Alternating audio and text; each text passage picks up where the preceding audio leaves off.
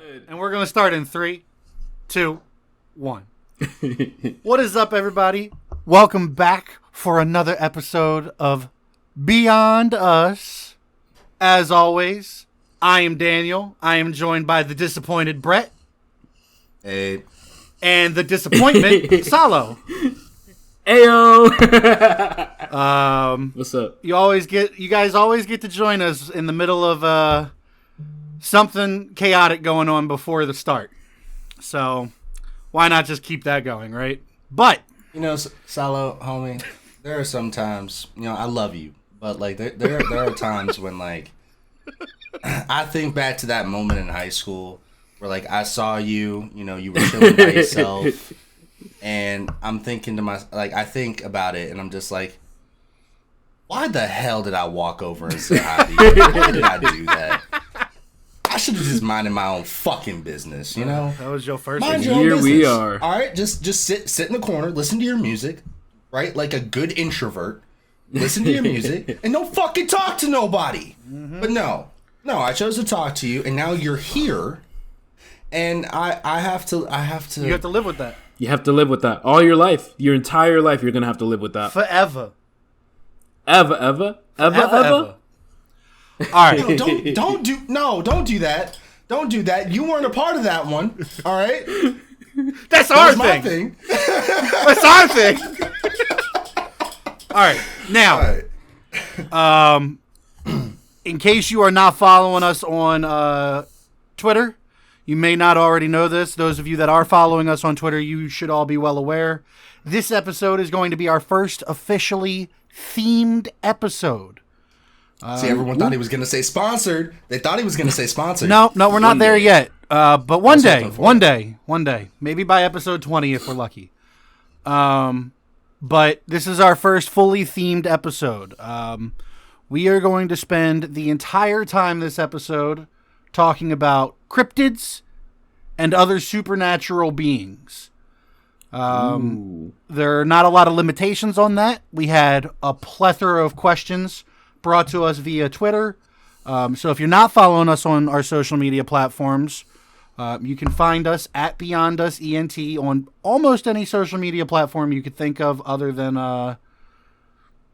Nope, I actually can't think of any basic social media platforms that we're not on. We're on Facebook, Insta, TikTok, Twitter, YouTube, even Twitch. So check us out. Ask us questions, and we will try and answer them. But before we get started, gentlemen, I have a surprise for the two of you. Ooh. And for our visual listeners, you all are going to see a surprise today. Our very first official Beyond Us t-shirt. That looks dope. Look at that looks dope, dude. Look at that. And just because I'm a hat kind of guy, our very first Beyond Us hat. Ooh, that is lit. So I want one of those. That's crazy. When I made that logo, I did not plan for it to be on a t-shirt or a hat. That's insane. But it looks looks pretty nice. Darn good. It doesn't look bad. Really nice. It looks kind of clean. Now we understand that we've talked about adapting a new logo, but it doesn't mean that our first logo shouldn't be forever immortalized on some merchandise. A lot of companies change their logos halfway through. Perfect example would be WWE. Hell, they even made a t-shirt about getting the F out when they went from WWF to WWE. That was literally the slogan of the t-shirt. So plenty of companies t-shirt. have their starter logo on some merchandise, and when they change their logo, they update their merch. So, officially, a Beyond Us t-shirt that comes in a few different colors, a Beyond Us hat, and a Beyond Us beanie. They are all available on my Twitch merch site. Because I was not setting up a separate merch site because it cost me money to maintain my current one. So you can go to pipkiller94.live/merch and you will find Beyond Us merch. We will include that link in the description of the YouTube video for this episode. But you can get your hands on official Beyond Us merch and An order's already been made by one of our listeners that I talked to outside of the podcast. So we are going to start getting our names out there in other ways. That is dope. I'm definitely going to pick one of these up. So I wanted to go ahead and start off the episode with a little surprise for everybody. Our official merch in the store now. So if you guys want to show some support, please feel free to go pick up a t-shirt. They range from small to 5XL. And if you want to go get yourself a hat or a beanie, those are the two hat choices that we have available now. We will add more selections over time, but I wanted to get the very basics out there so people could start representing the podcast. That is sweet. I'm going to pick myself up a so that we can hat. make money to make more. Well, so that and yeah, well, it's partially about the money, but it's also so you guys could get our name out there even more, make a conversation starter and stuff like that. Well, that's what I'm talking about. Yeah, we need. Oh, so the money was literally like the money we make from the purchases, but another time. So over here, I have a list of questions that were sent in via the Twitter.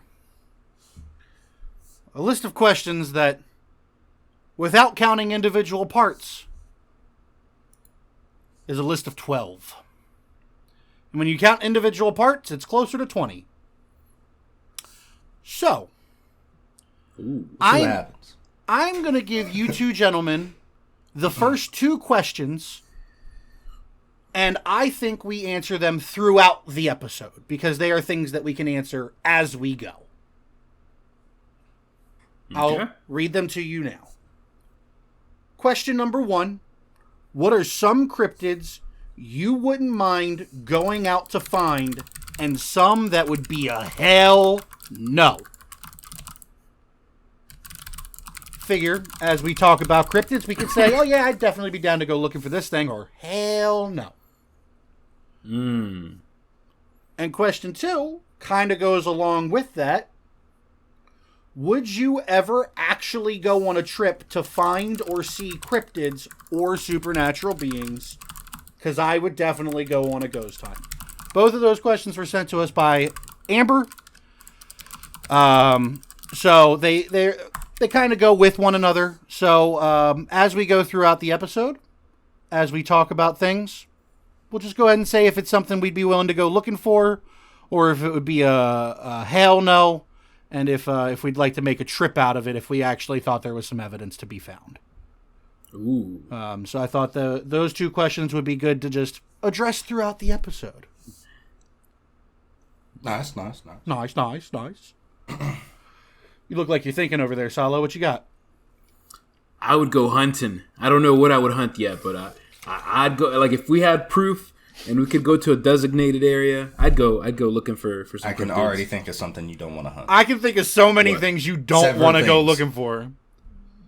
Almost everything I've looked at, you don't want to go for. Yeah, for real. Real talk. I guess we'll find out. I out. suppose that's true. All right. Now we can actually move on to a question we can answer right now. Another question from Amber. There are several cryptids around the world, but what is one that you think is lesser known? Oh, so I came prep for this one. I kind of want to change it because I want to say another one. That Motherfucker ain't gonna go for it. You don't want to hunt. I got a few. You don't want to hunt. Well, go ahead. Touch them. Go ahead and name one, Brett. Name one. Well, so I'm gonna start with the one that like honestly I wouldn't mind looking and finding because I don't think it's a threat to me. Okay. That's the only reason. Okay. So have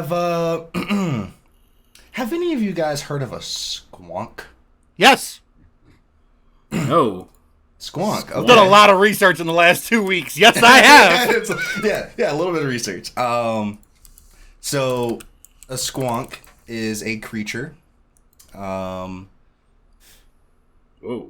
Legend to live in the hemlock forest of northern Pennsylvania. It's it's not pretty, right? It's ugly. It's kind of like like a slimy, almost melty pig. Boar. Like that's kind of it's got like a kind real of what it looks like. Yep. It's very good at just kind of what? It's almost if you combined like a hairless cat and a boar. Yes. Yeah. Like that's almost what you would get. Like its skin looks drippy, right? Like Real it's saggy. it's really gross looking. It's not pleasant.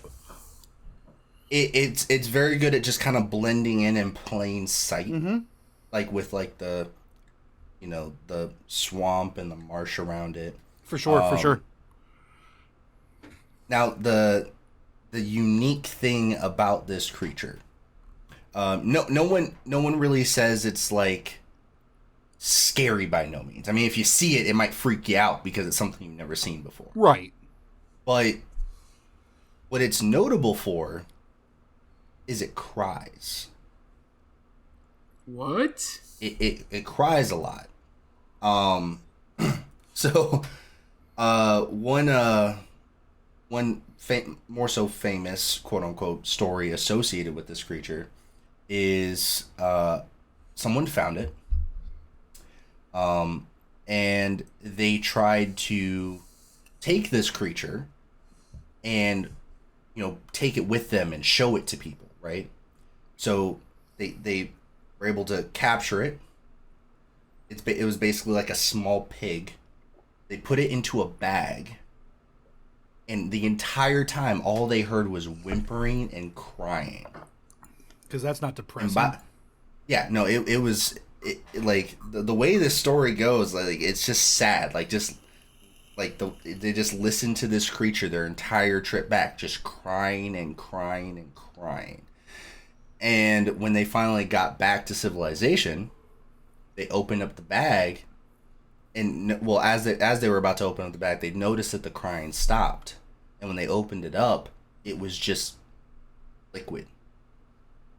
And the way the story goes is this creature, the squonk, its tears liquefy itself. It dissolves itself in its own tears when scared. It's so creepy. And it lives like this. Every time it encounters people, its defense mechanism is to cry itself to death. That's spooky. Yeah, that's creepy. That's the squonk. It's sad, but I get it. That's creepy.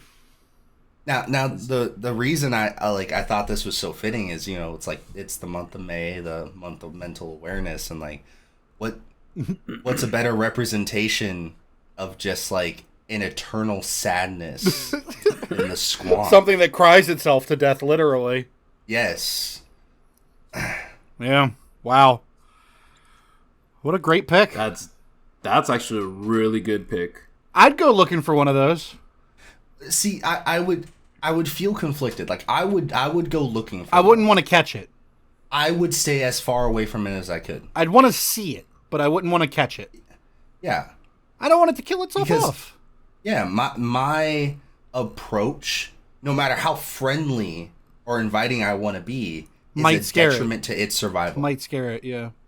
Although it would be kind of cool to befriend it. It would be. It's just a matter of like, there's no reason for it not to be scared. Yeah. I mean, you're not wrong. It's not a creature known to be. I'd go looking for it. Or territorial. I'd go looking for it, but I wouldn't want to catch it. Yeah. It's an interesting one. Salo, what about you? What's a lesser known cryptid that you've brought to the table? So, I actually have one that I wanted to bring out from Aztec mythology. Okay. So, this one's called the Chipakatli. I could be butchering it, and it's hard to say, but it's this hybrid animal that's half crocodile, half fish, like half another creature. And what it is it's like a humanoid form, and it has mouths all different parts of its body. And it's said to like hunt if you were one of the animals that they'd have to hunt. Like the Aztecs, eventually it became like a god. It was really spooky. It's on the in the Aztec calendar. It was given the name of the first month to represent that we are all primitive at the beginning of life, but as we grow, we transform into something beautiful. So the last month of the Aztec calendar is called after that being, which means flower. Wait. So what? So this was something that the Aztecs had to hunt? No. I think I misread that part. Hunted the Aztecs. No, yeah. So it's it was more so revered by the Aztec. It was like a god almost, something like that. Interesting. Yeah. So I sent you a picture of it. It looks very crazy. It has like mouths everywhere. Spooky. Yeah, I'm looking at it. The Chipakatli, yeah. Oh, it's so creepy. Yeah, it's got like mouths on its shoulder and elbow. Almost like every joint is a mouth. Oh, that thing's terrifying. Mm-hmm. So to answer that question, I would not like to hunt this thing. Hell no. Heck no. Hell no. Every joint of its body is adorned with an extra mouth. I'm gonna take a pass. Yeah, that's gonna be a big old pass for me. All right, well, I didn't bring something that creepy to the table. I think this thing's weakness is gingivitis. All you got to do is be a dentist. Yeah. That's Solo's weakness too, according. Or is it a dentist's worst nightmare? I don't know. Both. I hope they don't see a cavity. Both. They are mortal enemies forever. Just button heads. All right. Well, I didn't bring something quite that terrifying to the table. But I did bring something interesting. Mm-hmm. How many of us have ever been to Alabama? I've driven past there. Did you stop there? No. How about you? No? I don't think I've ever stopped in Alabama. I don't think I have either. I think I've driven through, but I don't think I ever stopped there. Well, if you ever decide you want to go to Alabama and stop there, maybe you'll be lucky enough to spot the White Fang. Oh, that's Kakashi's father in Naruto. He's dead. I don't think you should be able to spot him. The White Fang. Do tell. We're going to move on. The White Fang, and yes, I am saying that correctly. It's with an A and not an I. The White Fang is Alabama's very own halfway point between Bigfoot and a Yeti. It's been described as an albino Bigfoot. Ooh. It's just it's Bigfoot with white fur. And isn't that a Yeti? That's what I thought, but I think that's only if it's in the snow. Okay. So since it's not in the snow because it's in Alabama, it's not a Yeti. It's the White Fang. The White Fang. I'd go looking for proof of the White Fang. Is there anything like unique about this creature? It's spelled with an A and not an I. Oh. That's really about it. It's everything I can see about it says that the White Thing or the White Fang. I'm sorry, I don't want to disrespect it. It's gonna come after you. Stands over 8 feet tall and is covered in thick white fur, and has been described as an albino Sasquatch. Some say that they think it may be a white lion bear. And very few people have said that it's actually a 7 foot tall white creature with the body of a kangaroo and the head of a cat. Dude, whoa. I don't know what to tell you. Some facts. The Alabama White Fang has been known for its incredible speed. There have been people who have said that even though it stands on its 2 hind legs, it runs on all 4s. Most likely what increases the speed.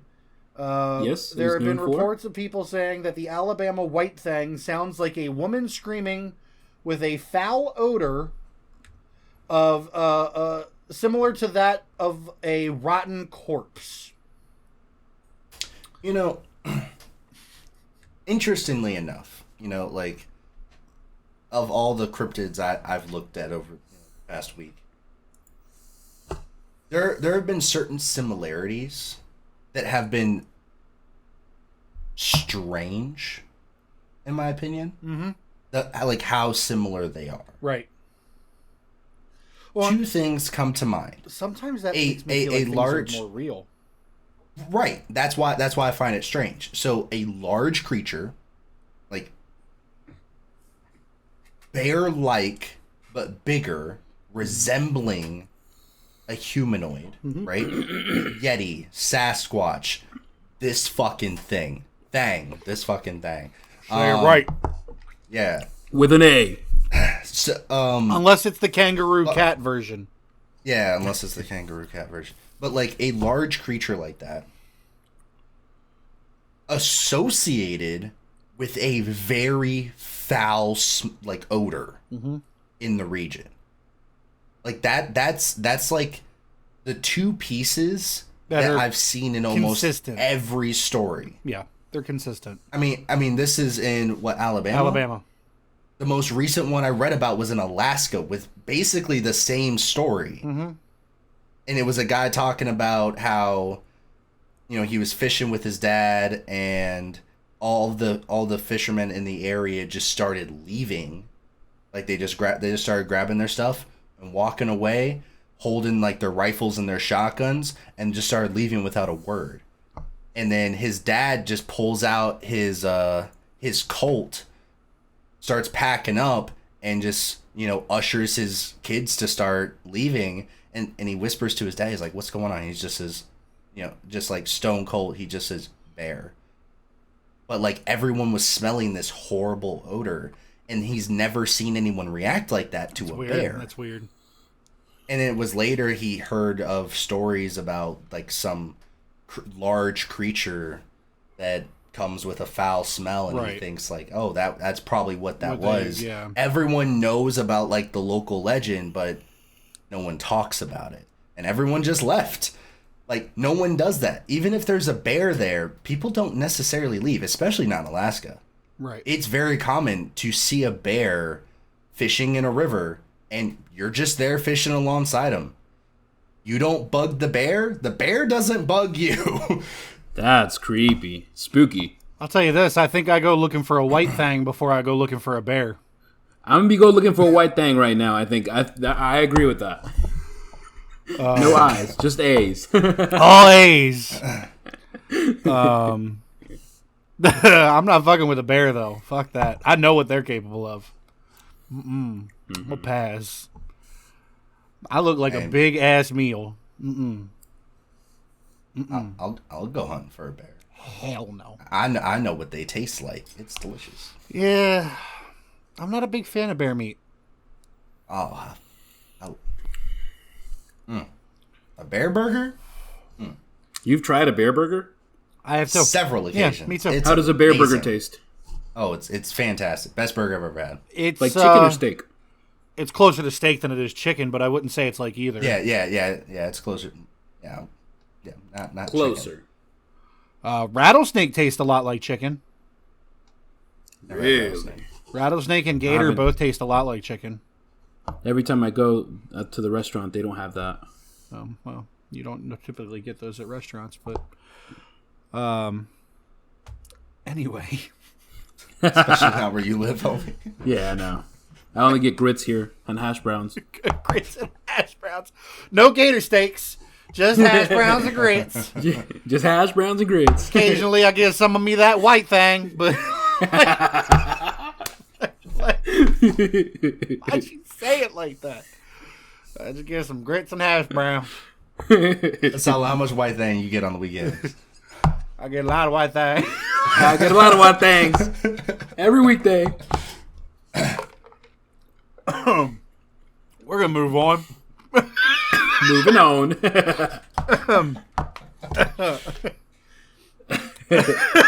I can't read right now. All right.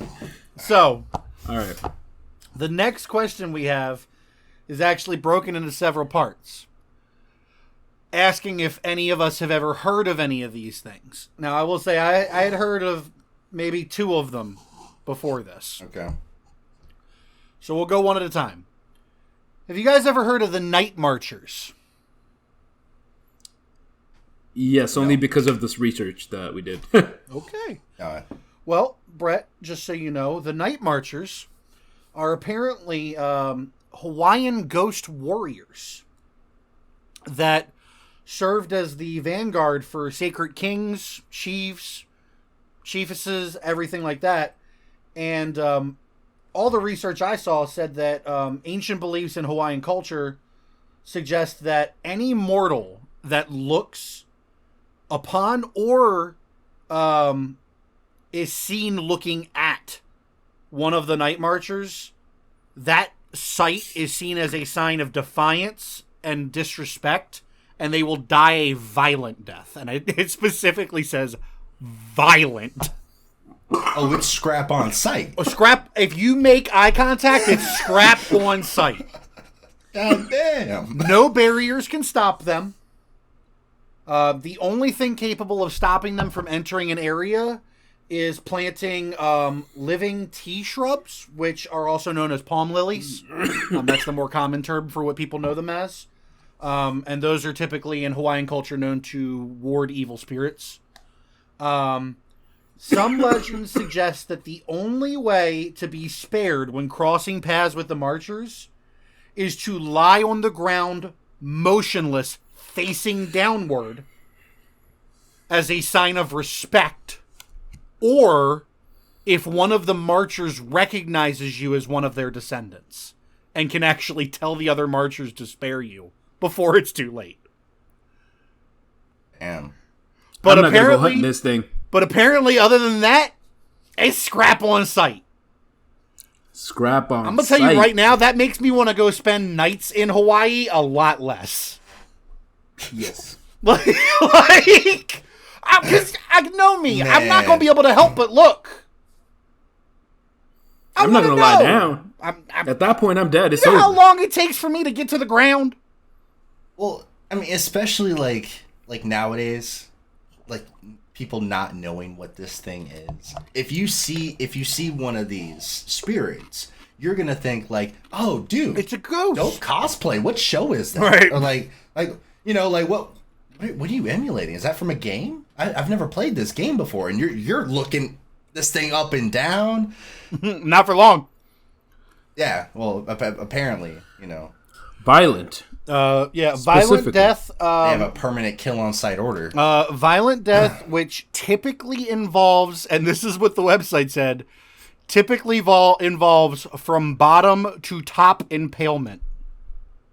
Ooh. I'm not going to go any more descriptive than that. Use your imagination. Done. I'll tell you this. Ended. There's an already made entry point and an already made exit point before they stab you. Huh. Oh. Yeah. That's more like impaling a man. Mm-hmm. Woo. It's interesting. I don't want to deal with if these you, things. if your feet get impaled, you can't move. Oh, it's not the Then feet. then they take away your reproductive. He knows what it is. It's not the feet. He knows. Then they violate you by hitting the belly button. Oh, yeah. It's not the feet. They play with the belly It's button not for a the- little while. No. Then they turn any outie nipples into innies, and Wait, hold on. Wait. Hold on, I got a question. You said any. Is there a choice here? Are there any nipples?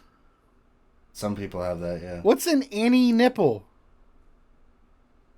it's like I don't know, like you have like a kind of like a permanent like hole. Like some people's nipples go in. Let's not get into this conversation on this. Never in particular my topic. life heard of That, this. why I never. Never There's in my children. life. What? This is not where we want to have this conversation. No, let's just move on. All right, this is not the time. Not the time and place. All right, how about La Lechuza? That No. sounds somewhat familiar. So I have heard of the La Lechuza. So the La That Lechuza, sounds familiar. in case you didn't know, Lechuza is Spanish for owl. I didn't even know that. So the Spanish owlbear. I'm It is not a slacking. Spanish owlbear. The story goes that a witch was exposed for practicing. Definitely not. Walk away. Walk away. Just walk away. All right.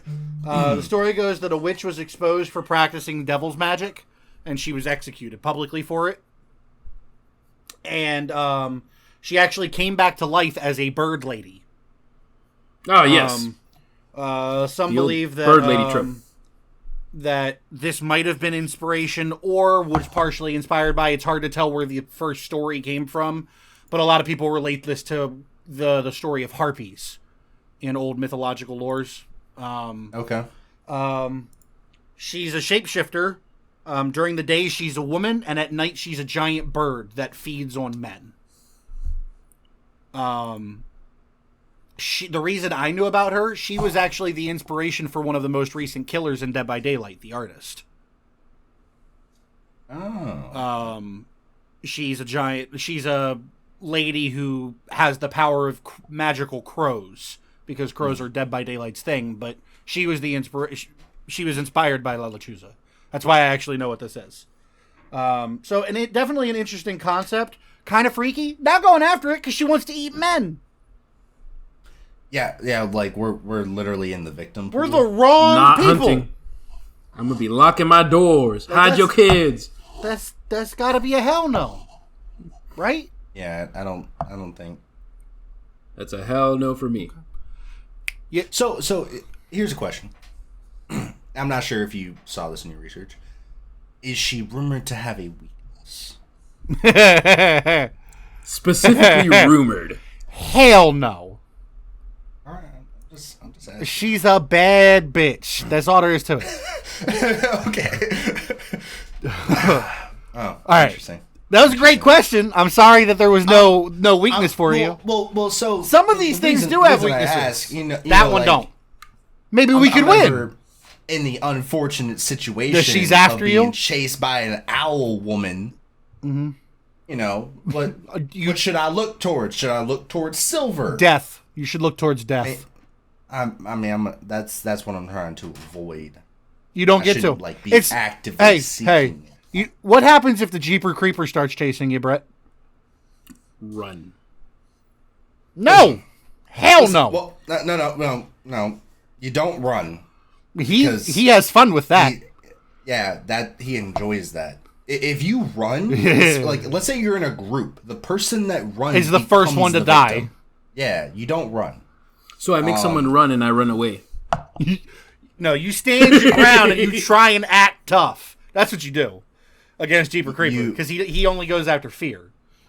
Yeah, he goes after people that are afraid. Really? Yeah, he can smell fear. Yeah. So honestly, the best way to survive the creeper is to have the fortunates, and this sounds fucked up, but have the fortunates to be in a group of people that are all bigger pussies than you. Honestly, that is the way to survive the creeper. It is. Have him satiate himself with everyone else, this group of people, and then fuck off. Yeah. Pretty much. And survive the night. That's pretty much. That's you can't fight them. No. You can't outrun them. No. You just have to hope that you have just have to either take the people next to you. either just have to take the L or hope the group you with is a bunch of bitches. So nobody is gonna go hunting this person. No. Hell no. No. The creeper? Hell no. No. Hell no. There's a movie about what happens if you hunt the creeper. You lose. All right. Man waited what? How many years to hunt the creeper? 23. Prepped. He prepped. He came ready. And 23 years came took ready. L's. All over the place.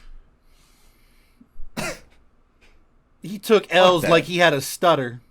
Oh no. Loser. Like you can't say that. I can say that. I had a stutter when I was a kid. Oh, okay, you can say that. I got past it. Is this better? He took an L like a record on repeat. Is that better for you? Everything's better for me. It's fine. I had a stutter. And he had the scratches to go with it. I just left it behind. Anyway, all right, so here's the next one I got for y'all. This is the only other one out of these that I actually knew. You guys ever heard of a nucalave? No, I haven't. No. Nucalave. So the nucalave, which translates directly to the devil of the sea. That I've heard of. In some stories is referred to as a death rider. It's Orcadian in nature, but it comes from Norse mythos, which is why I've heard of it. It's disgusting. It is a rider on a horse, and they are melded into one creature, and they are skinless. The horse and the rider, both skinless. Disgusting. It is known to be one of the most malevolent demons of all time in all of the Scottish Isles. Whoa, it looks creepy. Yeah. Its main thing that people knew about it was that it had rotten breath that could cause crops to wither, could cause droughts, and could cause plagues and diseases in livestock and in humans. This thing looks like a Titan. It was a fucking Attack on problem. Titan. It was a fucking problem. But it has a weakness, Brett. Yeah. Yeah. Yes. All you got to The do is weakness cross pro. All you got to do is cross a freshwater stream. It can't cross it. Can it be an artificial No. water stream? Freshwater. Go ahead. I see your brain Well, it's a good thing ticking. it's not supposed to be in America because we kind of ruin all of our fresh water. Yeah. It's not over here. We're all right for now. You getting it? I'll tell you this. I'm not going to look for it. That's a no for me. Bro, I don't want to see that. you just you just carry around like a bottle of Fiji water. Splash, splash, splash, splash. They think it's Can't cross. holy water, Can't but cross. you know just- it's Fiji You water. just put it's like a fucking bear circle from SpongeBob Yeah. with Fiji water. Yeah. I am safe in here. Yo, this bottle says mountain spring water. It's got to be fresh. It's got to be fresh. We're good. We're safe. Oh shit! But yeah, so That is from a the, glacier. that is the nucalave. This one I expect Brett may have heard of. If there's one that I would expect you to have heard of, Akishi. Yes. Yeah, I've heard of that. It is a two-faced Angolan demon. One face is that of an attractive man, which is used to lure in women, and then the other face is a hyena, which would then eat the woman after they were vulnerable. Here's the thing. I'm not a target.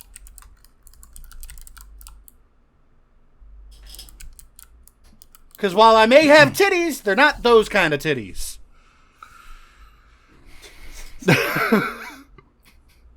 So would you go hunt it? Yeah! Yeah. It doesn't want to eat me. I'm too gamey. That is Japanese origin, right? Angolan. Angolan? Angolan.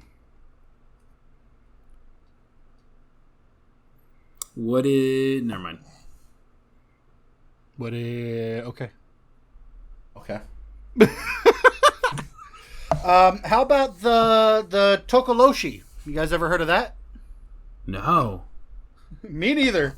I'm looking these up. They look spooky. This thing's terrifying. That one honestly sounds made up. This one's terrifying. That looks terrifying. Stop. I have to sleep alone tonight. All right, Stop so it. The Tokoloshi, Brett, since you haven't gotten to... Now you're going to look up what it looks like, too. Is a dwarf-like no. water sprite that... Here's its special No. powers. You ready for this? It can become invisible if it consumes water or swallows a stone. They are called upon by people to cause varying levels of trouble for others, ranging from its least harmful when it is used for menial things like scaring children, all the way to its most destructive, where it can cause illness or even death in its target. This is how it's created. This is kind of crazy.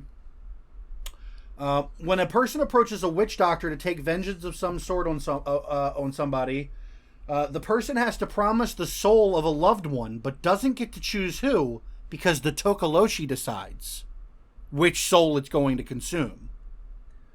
The witch doctor then locates a dead body to be possessed. It pierces the eye sockets and the brain with a hot iron rod so that it can't think for itself, and then sprinkles the body with a powder, causing the body to shrink. You better not sprinkle that on anybody's penis. Their dick's already too small. You don't want shrinking powder on it. That'd be really rude.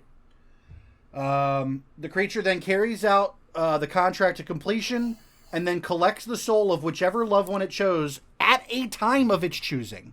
So not only does the creature get to decide whose soul it takes, but it also gets to decide if it wants to take it now or if it wants to take it in a week or even in a couple years. Decades would go by, and oh my gosh, you'd that's forget. Torture. And then Or all you'd of a always sudden, be, the like, soul of wondering. your child just gets taken by this monster. And it's your fault. Yeah, because it doesn't have to be a current soul. Right, It's just right. a loved People one probably at the like, time that it chooses to take it. It is just a soul debt. Yep, for a the soul span debt of your lifetime. for a loved one. Not you, for a loved one. Yeah, Which is worse. Because that means whatever your vendetta was worth you trading away someone you cared about. That's crazy. fuck. So if we were to hunt one of these things, it would be a scenario where obviously, like, it was summoned by someone else, and it wasn't intent on killing us. So that means we'd have to go out of our way to put ourselves in front of it to kill it or something, you know? Yeah, theoretically. I mean, I wouldn't mind Right, going to right, look right. for it because I don't think I've made an enemy like that. Yeah. Yeah, I don't. I would kill it. I if it's wouldn't not try and looking for me, capture it. I would try to No. kill it. No. We bring hell out no. that Tesla's flamethrower. I'm not trying to kill that thing. You're not gonna mess with it. You're not gonna just No, because it's connected to that witch doctor, and then they're gonna have a vendetta against me. We can kill a witch doctor. So here's the problem, son. That's murder. It's I did. it's an evil spirit. It's a sprite. I'm Catholic. I'm a Catholic. like a boy. We can fairy. get some Just an rosary evil- beads oh, and some Sprite, holy yeah. water. I'll bring the Fiji basically water like a too and the fairy. white thing, and it's over. Yeah. Oh, okay. Does you wonder if like the sugar trick works on it? I don't know. But Dean did tell me to fight the fairies.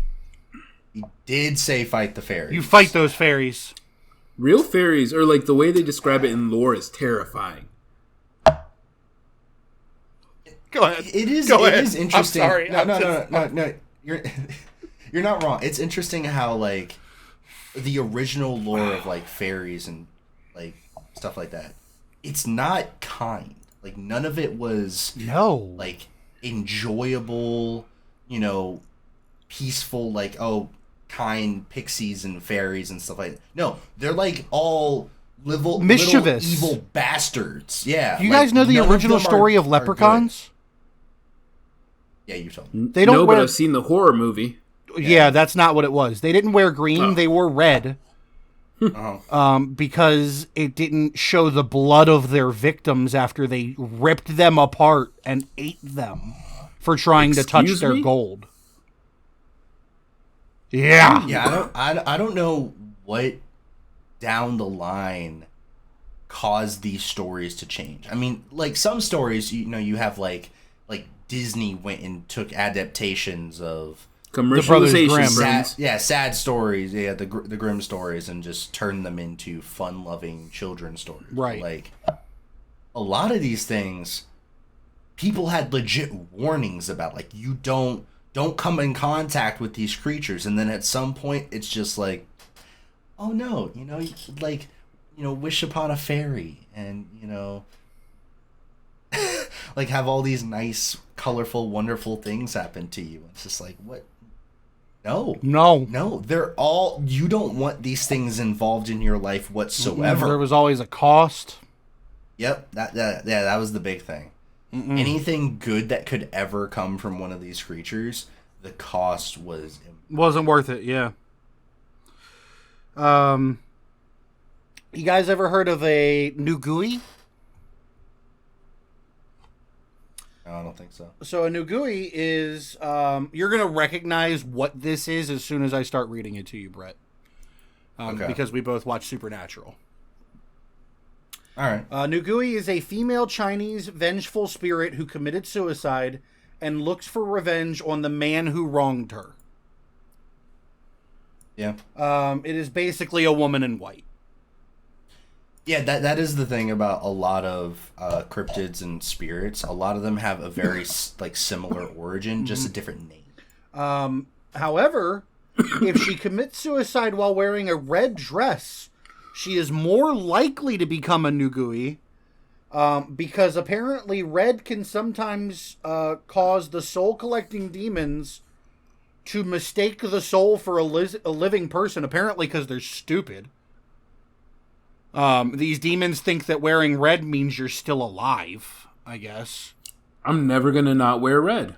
But if they're wearing red, they become a Hong Yi Nugui, yes. Which I don't know why it had to change the name. But in case you were curious, Nugui translates directly to female ghost, and Hong Yi translates directly to red clothes. So a Hong Yi Nugui is a red clothes female ghost. Female ghost. It's just, it's so basic in the name.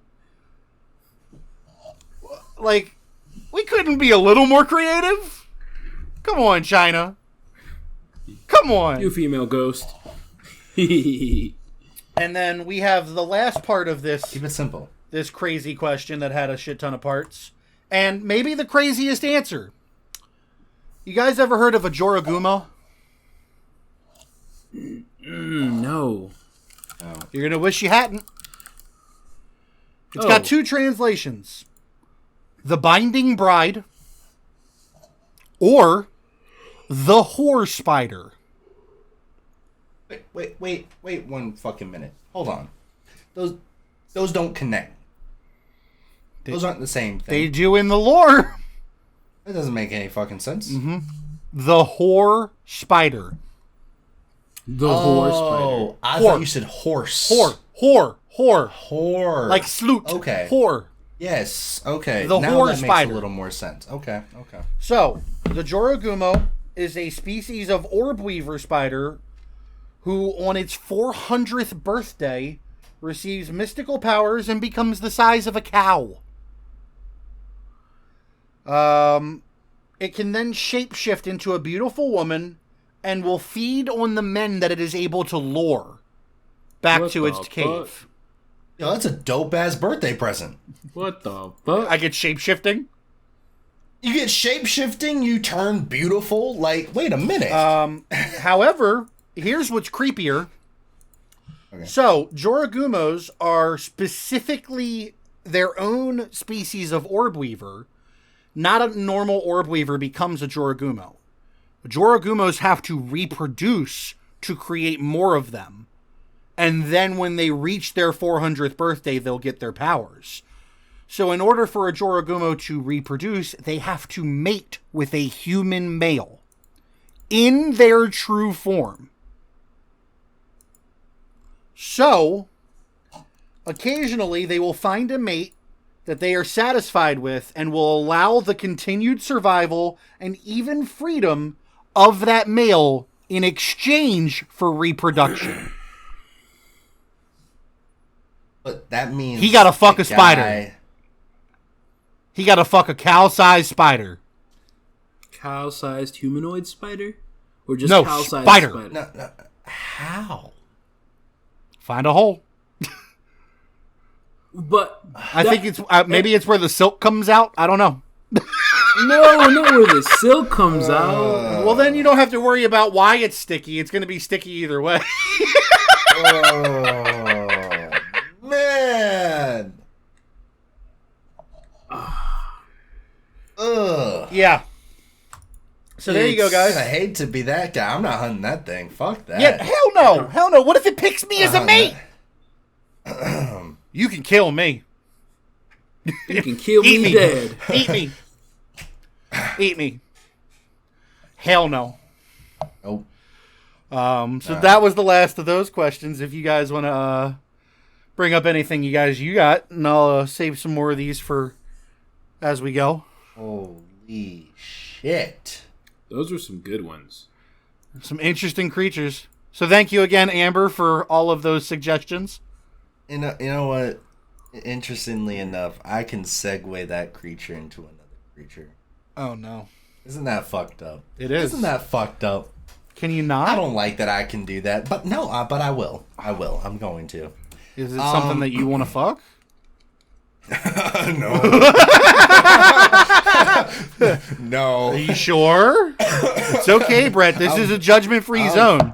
I'm very sure. In fact, the human involved in this scenario is the female, okay? Oh, okay. Yeah. So, we don't have to participate, gentlemen. Good. That's what I like to hear. So have any of you heard of a adlet? No. No. All right. So, to give you the I'm just going to tell you the story. How do you That's spell what it? I'll do. I'll tell you the story. Adlet. But I'm going to tell you the story.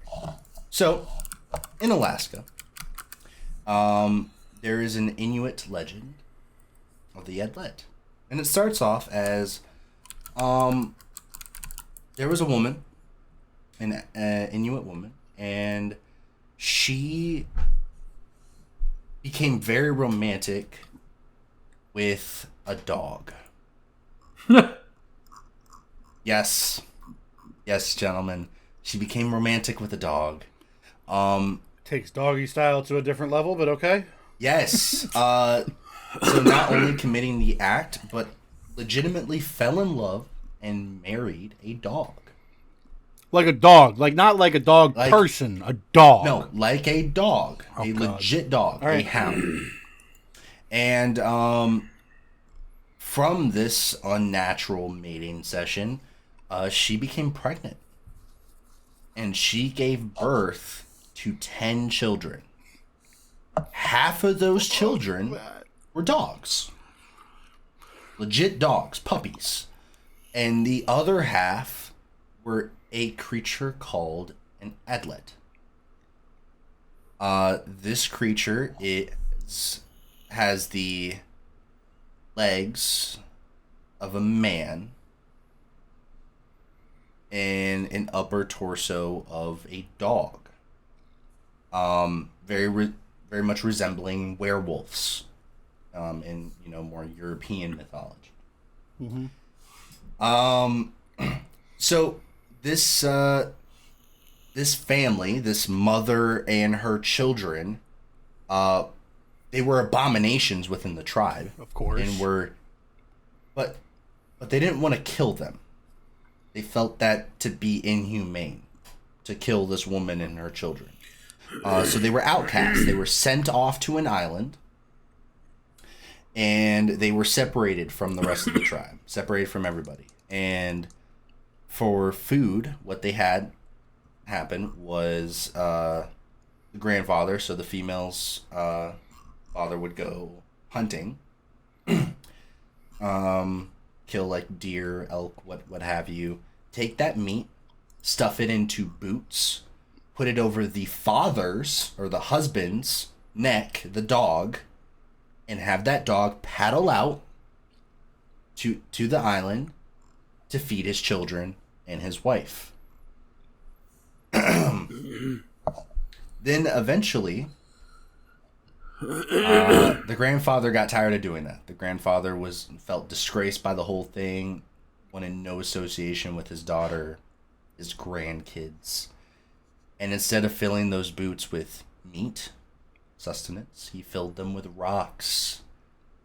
And the dog struggled, trying to bring food to his family, but was weighed down and drowned. After some time, it became a realization that no food was coming. And the mother then found a way to send her adlet children to the mainland. And from there, they hunted. They let feral instincts take over. They hunted people. And they mated. And they spawned more adlets. And it is rumored that still somewhere within the wilderness of Alaska, Adlet remain. Spooky. Semi-human-like wolf people. That's crazy. That's very spooky. Yeah, it says here, I pulled them up to look at what you were talking about. It says that their native locations are Alaska and Greenland. Yeah, that's crazy to think about. That's terrifying. I'm not going after those. No. Nah. I'm good. Nope. Nah. I'm gonna say no to that one. So no for I me. imagine, though, on the killing spectrum, on like that, you have to defend yourself. It's one of the more killable ones. Reasonable, yeah. Potentially. Yeah. One of them, because it's less of a supernatural nature. More of a, Abnormality. yeah, abomination of sorts. Right. Probably capable of defending yourself. Be like fighting a bear. Probably a much more agile bear. Yeah. I'm not trying to do it. No. Like I'm not. I don't seeking want to. this out. I don't. But need like, a trophy like if I from have this. to, I at least Yeah. might have a chance. No. Yeah. I'm a good shot. You better not run in a straight line. What you got against this thing? What's your odds? Me? Think you can handle it? Yeah. I mean, I'll be very honest with you. I'm over here. I think it looks like honestly like a superhuman that beat my ass. You know, like it's a werewolf type, dog type, human type creature. I feel like it would just kick me, and I'd just be like, so it's not just that though. Like you are in the frozen tundra. In the frozen tundra, and I am from down there where it's hot. I am from South American area, so I don't think I would not hunt that thing. I'm sorry. I want to be in a place that's warm. I want the sun on my face like my ancestors have had. I am not very bueno with the cold though, you know. Hold on a minute. Hold on. I need to work something out real quick in my brain. I'm from the Mexican? I'm from the down there where it's hot, and then you said I'm from the South American range. Aren't you from Mexico? I guess it's still technically North America, okay? Yeah, it's North America. Let me live my lies. Motherfucker, there's only 4 goddamn countries in North America, and you're from one, and you tried to lie. We got 4 major countries in North America. We got Mexico, the United States, Canada, and Greenland. And then we got a bunch of island countries that it's hard to remember if they fall in North America or somewhere else. Those are the 4 continental continents.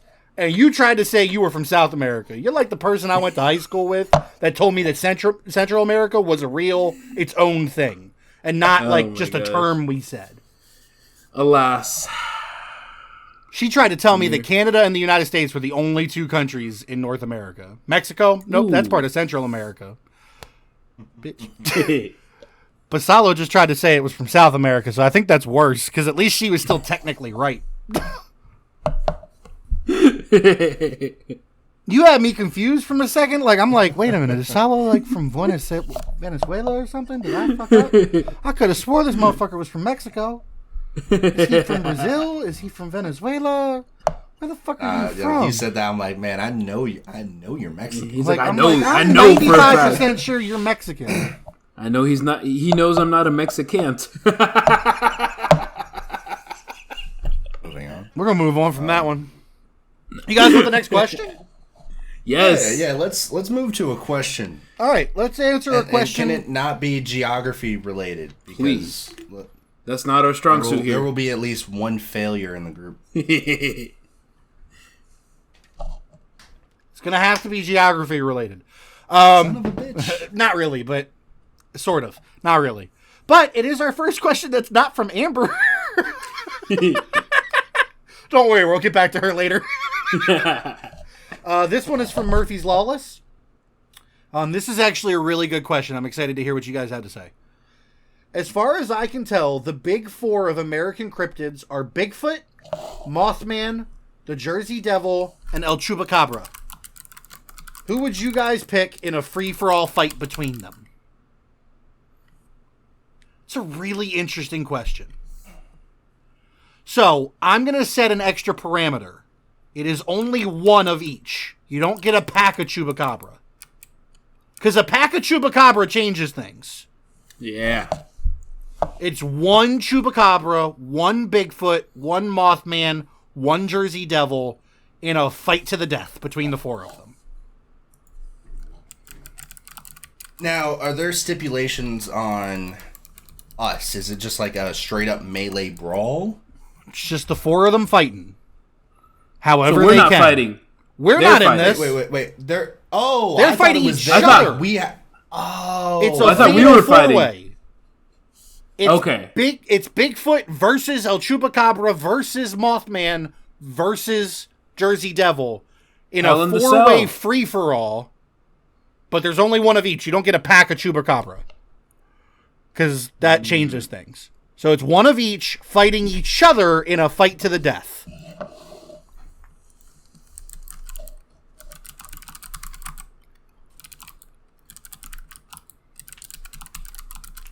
So Brett's really struggling to come up with an answer here. Well, here's what's interesting. My answer to the question that I thought I was answering is the same as my What answer. was the question you thought you were answering? I thought you were asking who would we prefer to have to fight Out of the four Yeah, I was of ready them. to fight. out of the four of them. My who would you answer prefer to have changes to based fight? on that question. My answer's actually the same. Really? Okay, what's your answer? It is. So my answer would be Bigfoot in both of those. You would win and you would fight him? I'm not saying I would necessarily win. I honestly think my odds of survival are better Against Bigfoot. against Bigfoot. And you over think the other Bigfoot three. beats the three of them? I think Bigfoot beats the three of them. I don't understand this logic, Brett. How do you think So, that you have the yeah, best so chance you to think fight humans against are him, stronger and he hands So- them all L's? So in terms of how, like, okay, let's say for who I'm fighting, right? Okay. In terms of fighting, like the only thing I really have going for me, right, is that I'm potentially more intelligent. Maybe. Potentially. Okay. Questionable. That's and potentially more agile. No. Right? Then Bigfoot? No. No, that's what I'm saying. He's like an acrobat. Like the fact that I can maybe squeeze into a small place. Maybe that. Find myself You might be some able to. time. You might be able to squeeze into a small I can- spot, but he's definitely you know, faster and more nimble. Like He's a only gymnast. real thing I have going for me. In terms of the other creatures, they beat me in all those. Well, no, what I mean is like they're so fast. Okay. That I'm not gonna be able to make up anything. All right. But do you I'm not think gonna be so? able to. What's your logic on Bigfoot winning the fatal four-way? just brute Now, my force? logic in that is the fact that these are, like, for all intents and purposes, animals. And the way these animals, I mean, that as far as I'm seeing them, they're The more devil? or less animals. The Jersey Devil? The Jersey Devil? The Jersey Devil? Are you familiar with the Jersey Devil being hyper intelligent?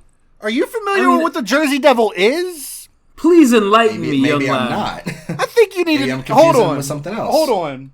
I'm gonna pull up what the Jersey Devil is for you because I don't think you're on. I can pull it up. You guys answer the question. My answer is the Jersey Devil.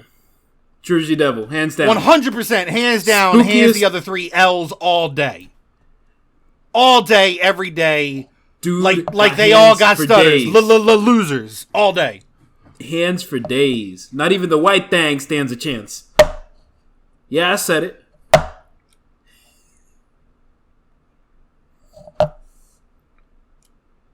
Oh, Jersey Devil's a legit devil. Yes! It's a spooky boy. Oh. Yeah, the Jersey Devil is a straight up devil. Straight up spooky lad.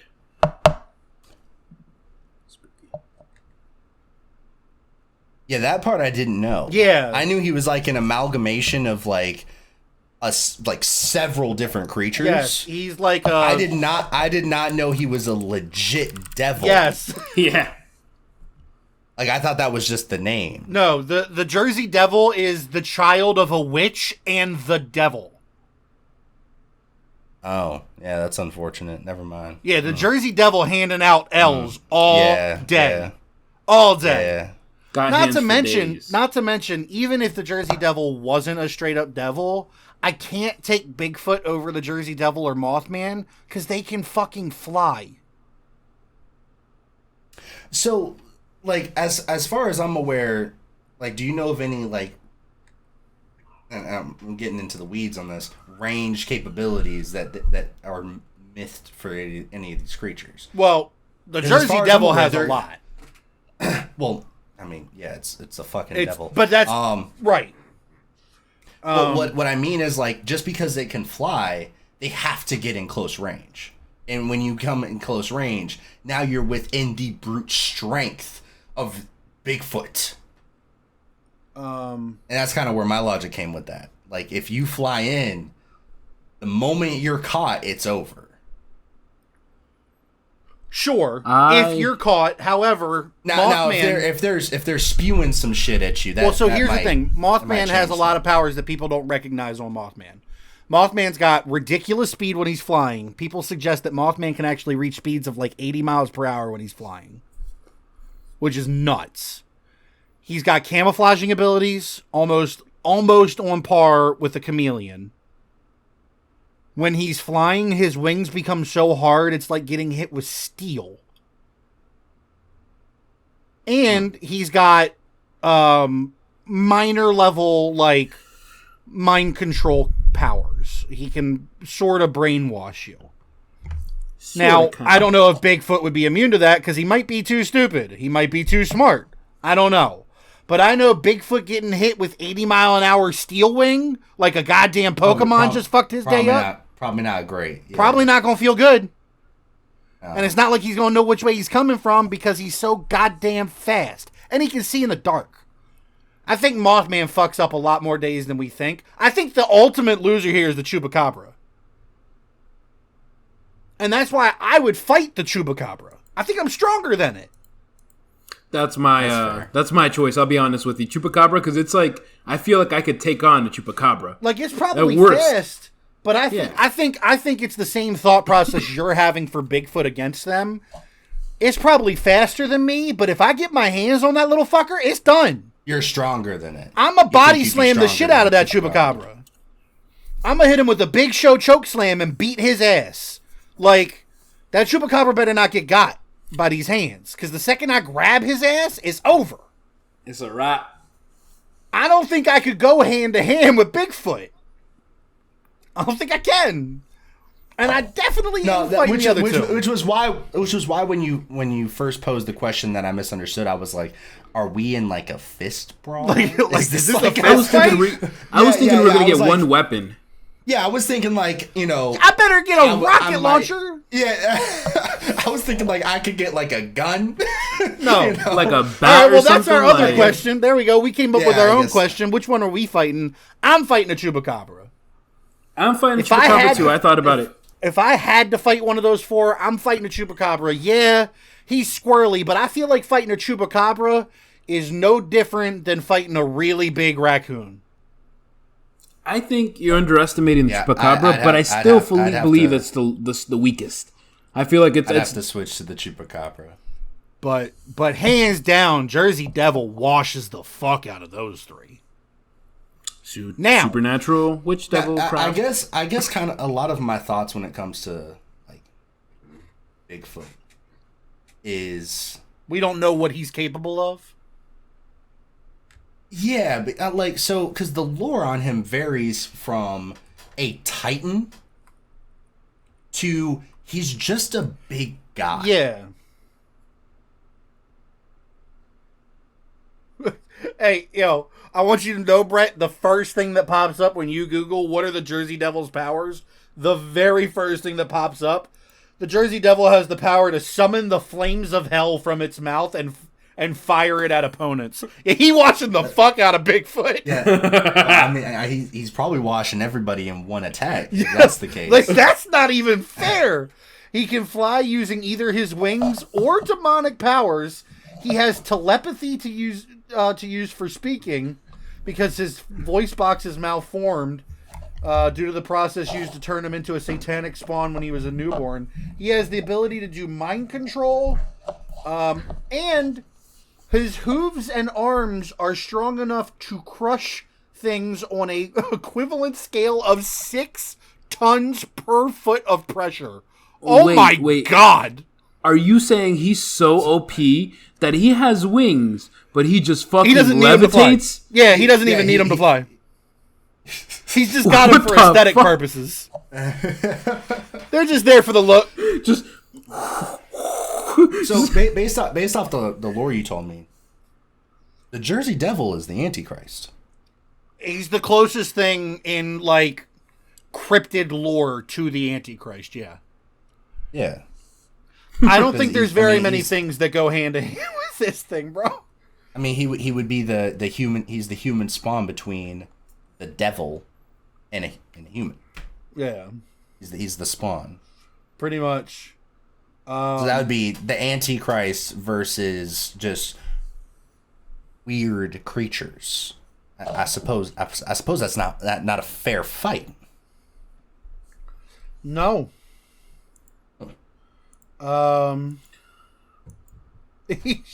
He's not a fair fight.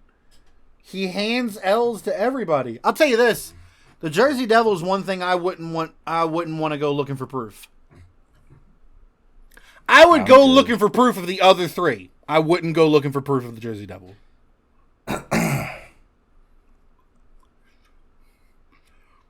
No thanks. I'd probably go hunt a Chupacabra. I would definitely go hunt a Chupacabra. I'm a good enough shot. Now here's the thing: a pack of Chupacabra? That's a different story. I might be a little nervous. If there's like 8 Chupacabra, I'm gonna be real with you. That's a whole new world. I'd be scared a little bit. I'd be scared. I wouldn't be happy about it. But that is a good question. Because you wouldn't want to fight a pack of hyenas. Hell no. And Chupacabras are definitely more dangerous than a pack of hyenas. Yeah. You wouldn't want to fight that. But one-on-one, I think I hand a hyena an L.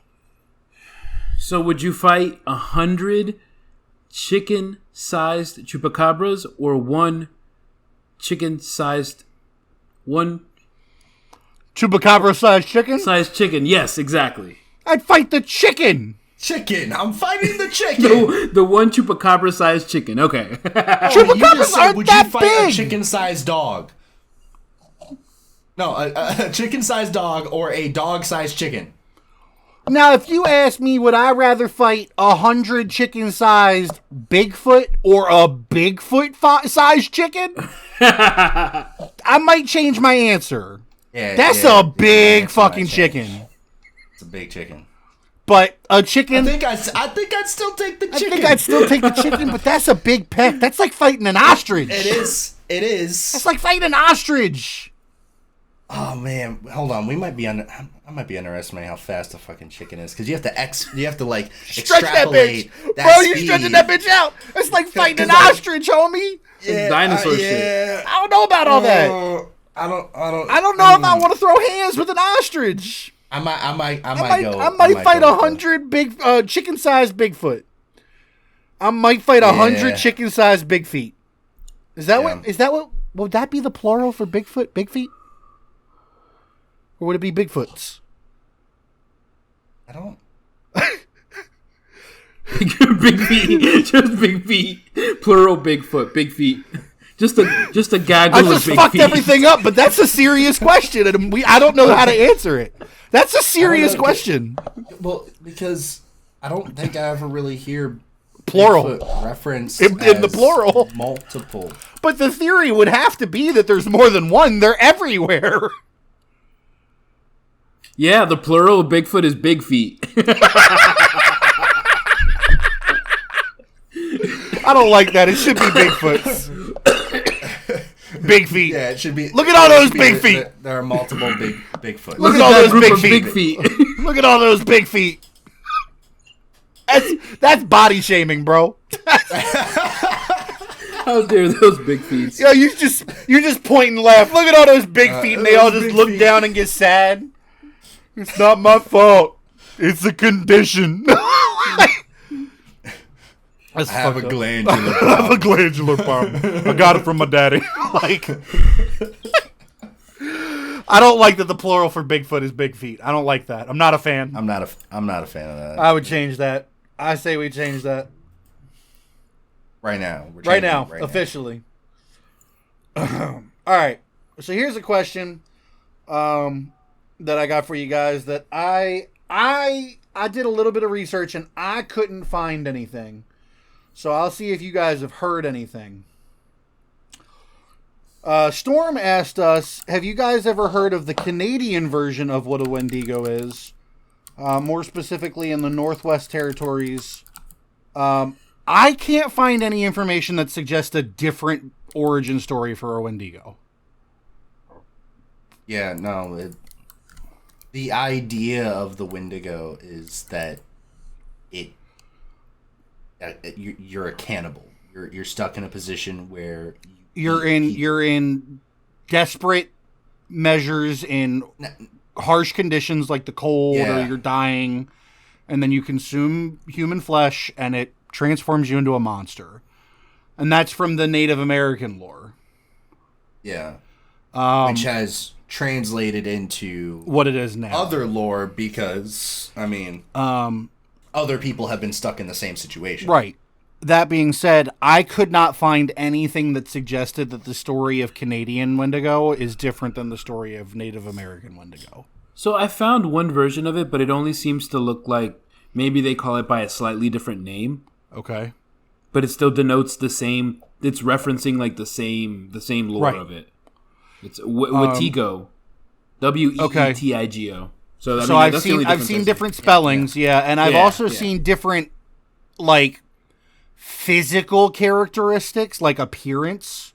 I've seen reports of different appearances where some say it's just a humanoid creature that's really pale, and some say it's like a humanoid creature with like a deer skull for a head, and like I've heard reports of different appearances, but I spent several hours trying to find something. So Storm, I'm sorry that we're not able to answer your question fully if there's an answer that we were supposed to find, but nothing I found suggested that the American lore and the Canadian lore of what a Wendigo is different, other than appearance things, and that's usually based on just territorial stuff to begin with.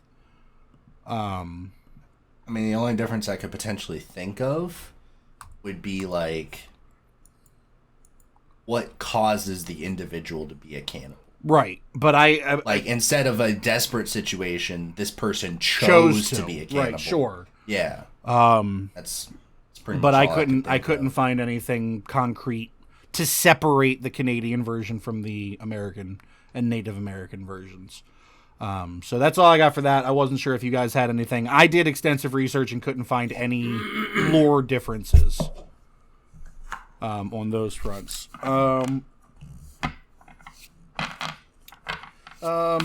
So this is another question that was kind of similar to a question we've been answering. If you were to find undisputed proof of a cryptid's existence, would you try to find it or leave it be? I think that kind of goes with the territory of depending on what the cryptid is. Yeah.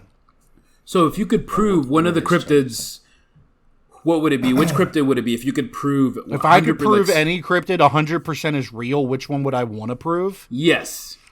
The Loch Ness Monster. Yeah. I think I'd want to prove the Loch Ness Monster. I feel like I wouldn't want to prove it, not because I don't want it to be real, but because if we prove it and there's these... If it's more than one, it's going to end up in a zoo or a research facility. I mean, that would... Like, if it's something no that's matter capturable, that would be anything. Yeah, no matter what we prove exists, that would happen. If we prove Bigfoot's real... if you prove the Jersey Devil is real... They would try. I would feel less bad. I would feel less bad. They would... They would try to capture it, though. Yeah, and they can capture it. I'd be fine with it. But something tugs at me if it's the Loch Ness Monster. Good old Nessie. It would hurt my feelings. I think that's just nostalgia. Yeah. Here's the thing. Cultural brainwashing. So here's the thing. Apparently, Maryland, the state I live in, has its own Loch Ness Monster. I found this out. Found this out about a year ago thanks to TikTok. It was a video I saw, and during my research for this episode, I saw another thing about it. But apparently in the Chesapeake Bay, we have our own Loch Ness Monster. Not named Nessie, but because it's the Chesapeake Bay, we call her Chessie. That's funny. I've never heard of this thing in my entire life until a year ago on TikTok, but apparently every Marylander ever has heard of it, even though I lived in Maryland for the first 18 years of my life. And then moved away and came back. Never heard of it, but there are Loch Ness Monster reports all over the world. Most of them, I think, stem from the report of the Loch Ness Monster itself. Yeah. But realistically, no matter what we were able to prove, it would lead to that thing that you're worried about, Salo. The reason I would want to prove that the Loch Ness Monster is real is for two reasons. One, that's one step closer to us figuring out what's in our oceans, and I think that's really important for us. And two, that officially shuts down the people that don't believe dinosaurs were real. Because it bothers me that there are people that don't think dinosaurs were real. I forget there's those people in the corner of the room trying to yell that. I'm like, bro, what? No. It's the same group of people that think the Earth is flat. It's like, and it's not even one of those things. People planted those bones. You can like, real. If you went out there, you'd find a bone. You'd like, if you researched it yourself and like looked at the orbit or whatever the heck, you'd see the world doesn't like some of this stuff is just like. But there's always gonna be a conspiracy theorist that thinks it's a planted suggestion by the government. Yeah. Like everything going on right now with all the alien sightings and alien confirmations and the door on Mars. There's always going to be the group of people that say all this shit's just shit from the government to try and throw us off. And some of it might be. Some of it might not be. It's hard to tell what is and what isn't. But the idea that you're trying to disprove science, like the dinosaurs or the Earth being round, those things irritate me. And I would love to have indisputable proof to shut that down. Okay, that's actually a really good reason. I didn't think that's a very thought out answer. That's why I would want to find the Loch Ness Monster. Brett, what would you want to find? So the reason I would want to find the Loch Ness Monster, it's in a similar vein, like discovering more of the ocean. I think it opens up the realm of what could possibly still be living in our waters. Some people think the megalodon's still alive. That would be insane. Yeah, like that would be awesome. And that they just adapted to live I further don't down. know. It would be interesting to, although it might be unfortunate, the research that goes into finding the Loch Ness Monster could benefit us in finding like other creatures that still actually exist, right? Or that we never knew existed, right? Because of the conditions that the Loch Ness Monster had been living in, what it did for survival, stuff like that. I mean, the Loch Ness Monster, if it's a plesiosaurus, right? Plesiosaur, yeah. Were they like threatening creatures as far as they could tell? Herbivores. No. Herbivores. Yeah, they were herbivores. Yeah. So if honestly, we'd probably assist it in reproduction, if possible. I don't think it needs it.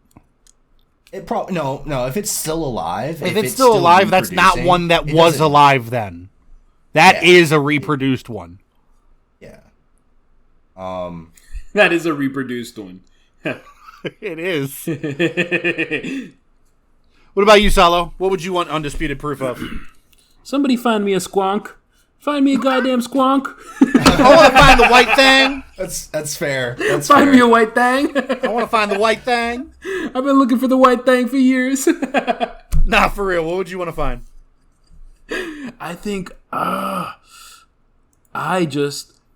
like a part of like a cultural like the cultural my upbringing. Just the Bigfoot video was so popular when I was younger, and I was really into like I just give me a shout out, bro. Even if you were just like a different type of Homo sapien or like a different type of gorilla, like I'd like to see a Bigfoot. Any variation would be fine. I wouldn't mind finding a Chupacabra just because that was in Scooby-Doo once. Yeah, exactly. Any of the Scooby-Doo ones. The werewolf. I think finding Bigfoot would lead to disappointment. I think so too. Or because I don't think it would be what people envision of Bigfoot. Yeah, and it would just be like I think it would end up being like just a guy, you know, who's just been he's just a mountain man. He's just really hairy. He's just a group, a family of big feet. He has no reason to shave. He just needs a bic. Think about it this way. Think about like a guy, no reason to shave. He lives in the wilderness, right? So he's already hairy in general. Wears bear fur and shit, you know, to protect himself from the elements. And someone sees this guy, like, you know what that man find needs? out who it really is. You know what that man needs? Family of big feet. Manscaped. What? Manscaped. Woo! You need some Manscaped. Guys, we're not sponsored, but it is a decent product if you guys wanted to try it. Maybe one day we will be. I mean, if anybody could fucking get us a fucking shaving type sponsorship or a fucking hair sponsorship, it's got to be the guy whose beard makes it down past his titties. Please. Speaking of which, you need a shave, Brett. That shit's looking rough. Woo! I'm shaving until I have to. I don't like it. All right, I got a question. It's at like that intermediate stage where it's not there right. where you want it, right? But it's not right. No, I get it. So I got a question because we said that this wasn't all about cryptids; it was about supernatural stuff too. So here's a supernatural thing, not a creature, but a supernatural area. Would you rather be able to prove a cryptid's existence, or would you rather have the answers to the Bermuda Triangle? Bermuda Triangle. I just want to know. I really want the answers to the Bermuda Triangle. I really want to know what the fuck is up with that shit. Aliens, electromagnetism, like what? That's tough. That's a tough question. Like, I really want to know, but at the same time, I really want to be able to prove that the Loch Ness Monster is real. Good old Ness. I almost wonder if learning the truth about the Bermuda Triangle would also be a letdown. Yeah, because there are so many flights, ships, you know, just people that do make it through the Bermuda Triangle. But there's so many that's gone missing. We gotta know why. Yeah. Why? I'm right there with you. I want to know. I've seen too many Bermuda Triangle documentaries. Too many. I don't know. I need to know. You know what? I want to change my answer for the previous question. Okay. I do want to know I do want proof that the Loch Ness Monster is real for the reasons, but I want to change my answer. There's something I want to know more. What? Mermaids. I'm surprised it took us this long to get to mermaids. I really want to know if I'm right, because I really think they are real. I truly believe that. In what form, though? We've talked about this, but do you think it's like a human tail? I think it's like what they were in Harry Potter. Okay. Like they're not pretty. I don't think. Have you guys heard? No Little Mermaid vibes. You guys heard of a koala bleak? Oh, what? Did you just say a koala bleak? Koala bleak? No, sir. Take it back. It's another Alaskan cryptid, but all right, go ahead. It's kind of a cross between a mermaid and, in terms of appearance, like the Grudge. Really? What is it? What's it called? How do you spell it? Hell no! Don't spell that shit to me. I don't want to know. No. Koala. Did you just say Gallapalooza? So like, what it is? It's like How do you spell it? QALLUPILLUIT. I think, but it's pronounced Qualupa. Qualoop. Why is it grabbing a child? Yeah, no, that's the thing. So at the end, like, yeah. So why is there a book called The Orphan and the Qualoop? So it's like a story. It's like one of those. It's like the boogeyman for the Inuit tribe. Right? It was like their boogeyman. Most commonly, like, seen as a female, but they would be at the edges of like ice shelves and like the ice going into the water, and it was like they would tell kids these, and adults believed it, but they would tell them these stories like, if you got too close to the edge of like the ice, the Qualoop would grab these children and take them. It would put them in their parkas and take them down into the depths of the ocean. Spooky. So it was like on a similar like vein of being mermaids. Sir. But Sir? Yeah. After this recording, I have to go play raft with Amber, and now I'm going to be floating in the ocean, terrified that one of these fucking things is going to be added to the game in an update that I didn't know about, and it's just going to be like, oh, hey there, Mr. Pip. Welcome to Lollapalooza. Why are you like this? So it wasn't even just like they would just be there, right? They would almost like tempt you to go to the edge. So there are stories of them tapping underneath the ice, like the solid ice, like just tapping, trying to lure you to a weak portion of the ice to then burst out, grab you, and pull you in. Yo, real talk, they better never add this to Raph, because Oksana, she would just be looking for him. Dog, she is chaos personified. She'd be like, I want to find one of the weird Kaloopa-Loopa-Loopas things. I am never going to pronounce this thing right. But I'm going to pronounce it in a new way. Ready? Ready? Watch. Hell no. Ha! So would you hunt these things? Say it with me. Hell no. Hell no. Brett? But hey, if you were, hey, you know, Brett, it might help you find out mermaids. Brett, you hunting real, it? You know, you hunting it? Hell, Brett, no. Go ahead, Brett.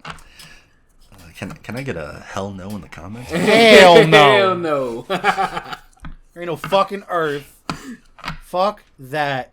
All right, let's move on. All right, so Yeah, so fuck that thing. you still want to find out if mermaids are real? I do, but not through those. I want to find out through a different avenue. I want to find out in the tropical islands.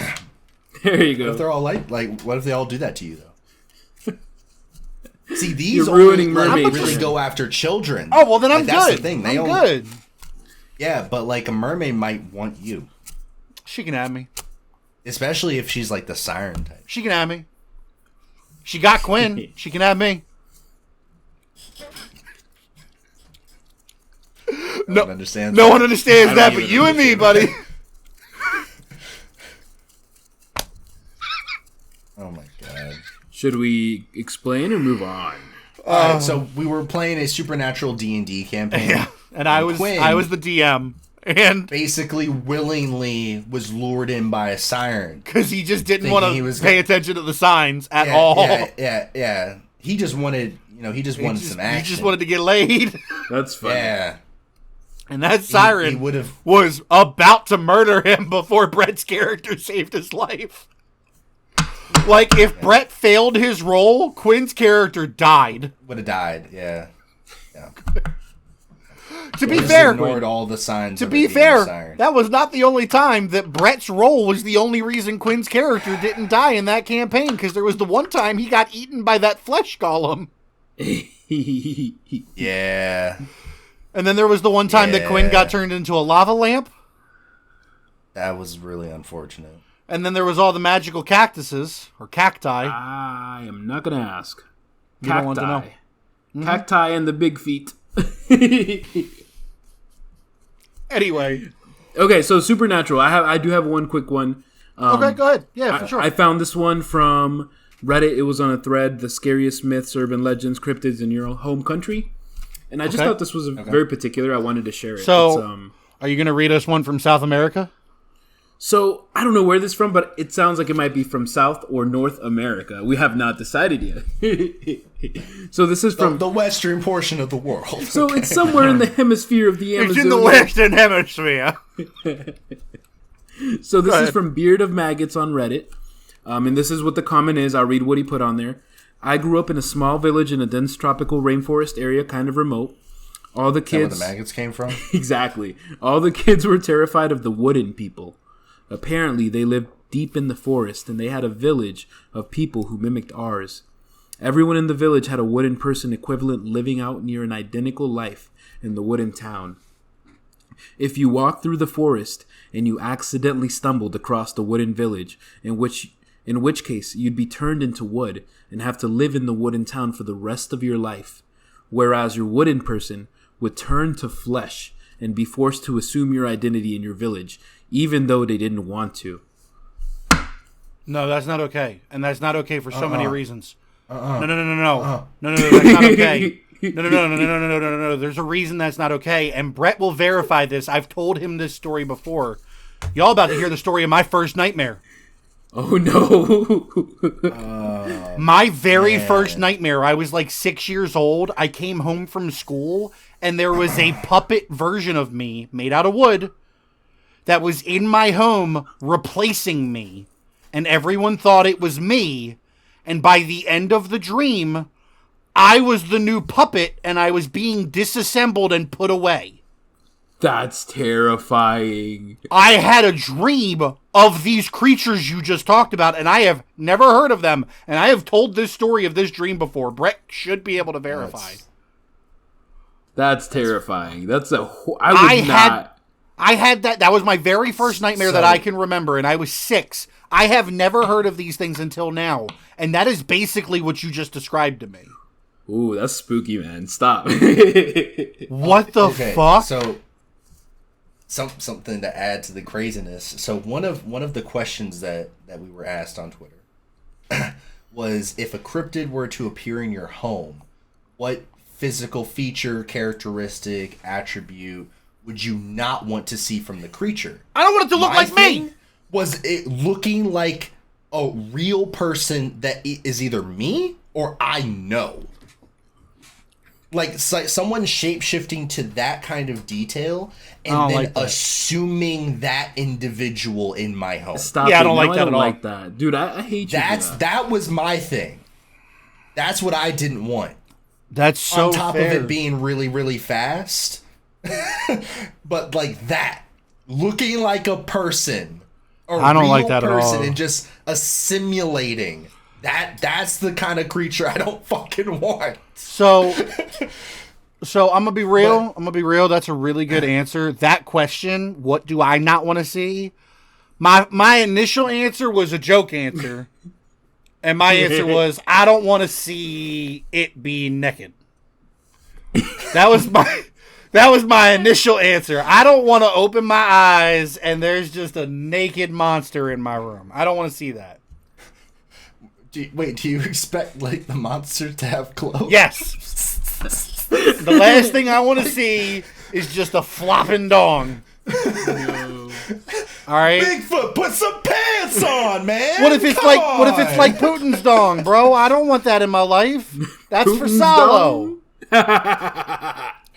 So like that was my initial joke answer, was I didn't want to look over and just see a floppy dong. I didn't want to see that. But my real answer was also I don't want to see something that looks like me. God, you guys have terrifying minds. I'm a mere fool. What if it your answer? Kills me and takes my spot? It takes my shit. Yeah, it takes my spot in my life. And no one knows. Then everyone I care about's in danger. Or I don't know that they took over someone in my life. Oh, yeah, like you come knock on my door and I'm like, oh, it's Brett. And then you call me 20 minutes later?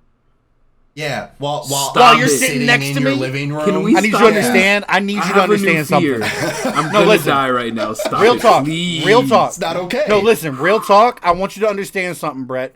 You better hope you didn't lose your phone and they're calling the last person that you called, because I'm not taking the time to answer that phone call.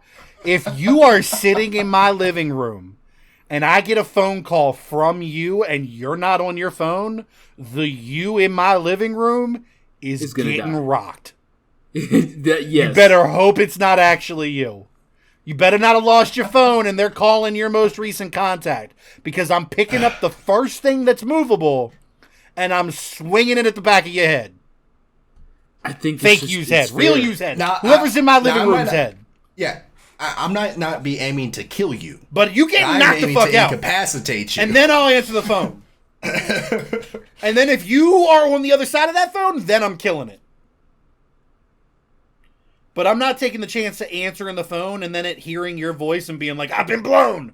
I'm not taking that chance. Yeah, like all you hear on the phone is, yeah, man, sorry, dude. Like, I couldn't actually make the trip. My car broke down. Nope. Let's nope the fuck out of this conversation. Oh my gosh. Salo's gonna be real upset when I show up at his house and then I call him on Discord.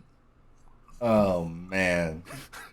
Salo's like, don't say that. That's fucking scary. I don't have fears except until today. Like, stop it. We just created a new fear for this man. You created a new fear for me. Like, psychologically, I'm over here ingraining. Like, I'm not. That's terrifying. Shape-shifting is one of the most terrifying abilities. Yeah. Definitely.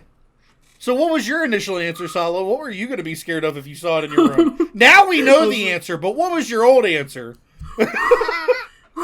So after this whole life-changing podcast,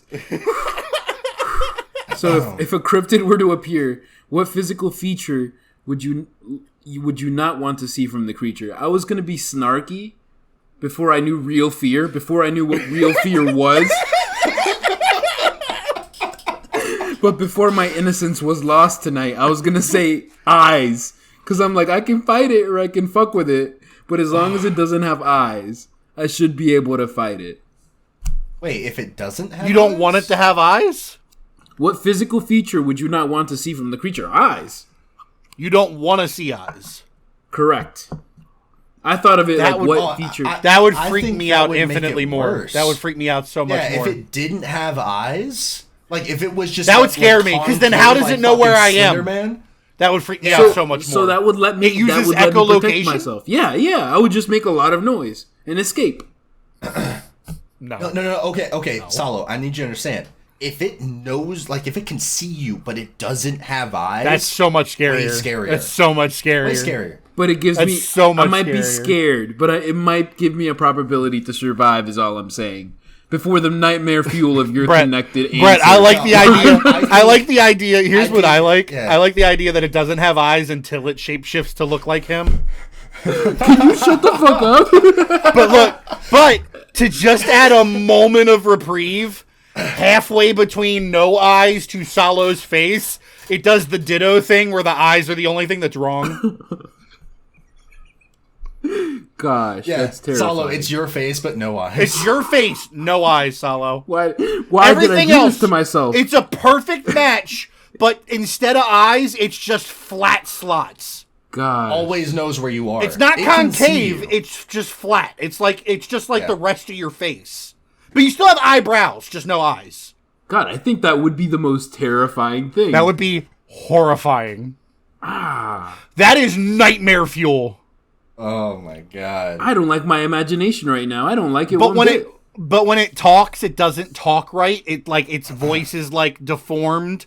But then the more you talk to it, the more in tune its voice gets to yours.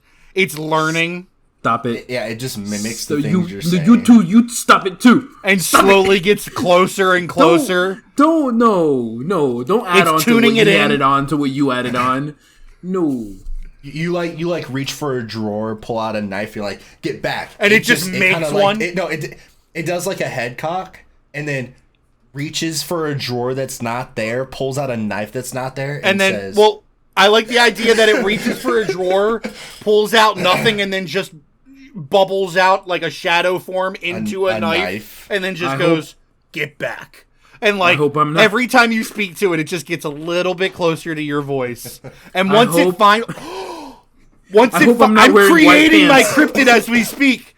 Once it finally gets your voice right, that's when the solidness of its eyes becomes real eyes. And kills me and becomes me. Stop it, I hate you. Well, we just created our own cryptid. Too bad it's going to find Salo first. Because it smells fear. Well, what's fucked is it's kind of like The Ring and comes out of that TV behind him, out of the woods. Yeah, it comes out of that cabin. Oh, yeah. It opens the door. Look, I need you to understand, if that door opened right now, the podcast is over. Like, I need you to understand, if that TV started having static or movement other than that grass, this monitor's off, that laptop is closed, and I'm out that motherfucking door. Podcast is over. Fast as shit. I'm just saying. Oh, man. Anyway. See, what's funny is... Salo's got to go to bed and think about this now. Well, it's actually fortunate for our audio listeners, but our visual listeners are going to keep looking at that fucking TV for the rest of... I'm going to keep looking at it. What do you mean? I keep looking at it like, shit, man. If something that's not supposed to be moving moves, it's over. All right. Well, that being said, just trying to if you were to make a cryptid, what would you call it? What would it look like? And what does it eat? And what can it do if it does anything? I think Brett and I just created a cryptid together. All we got to do is name it.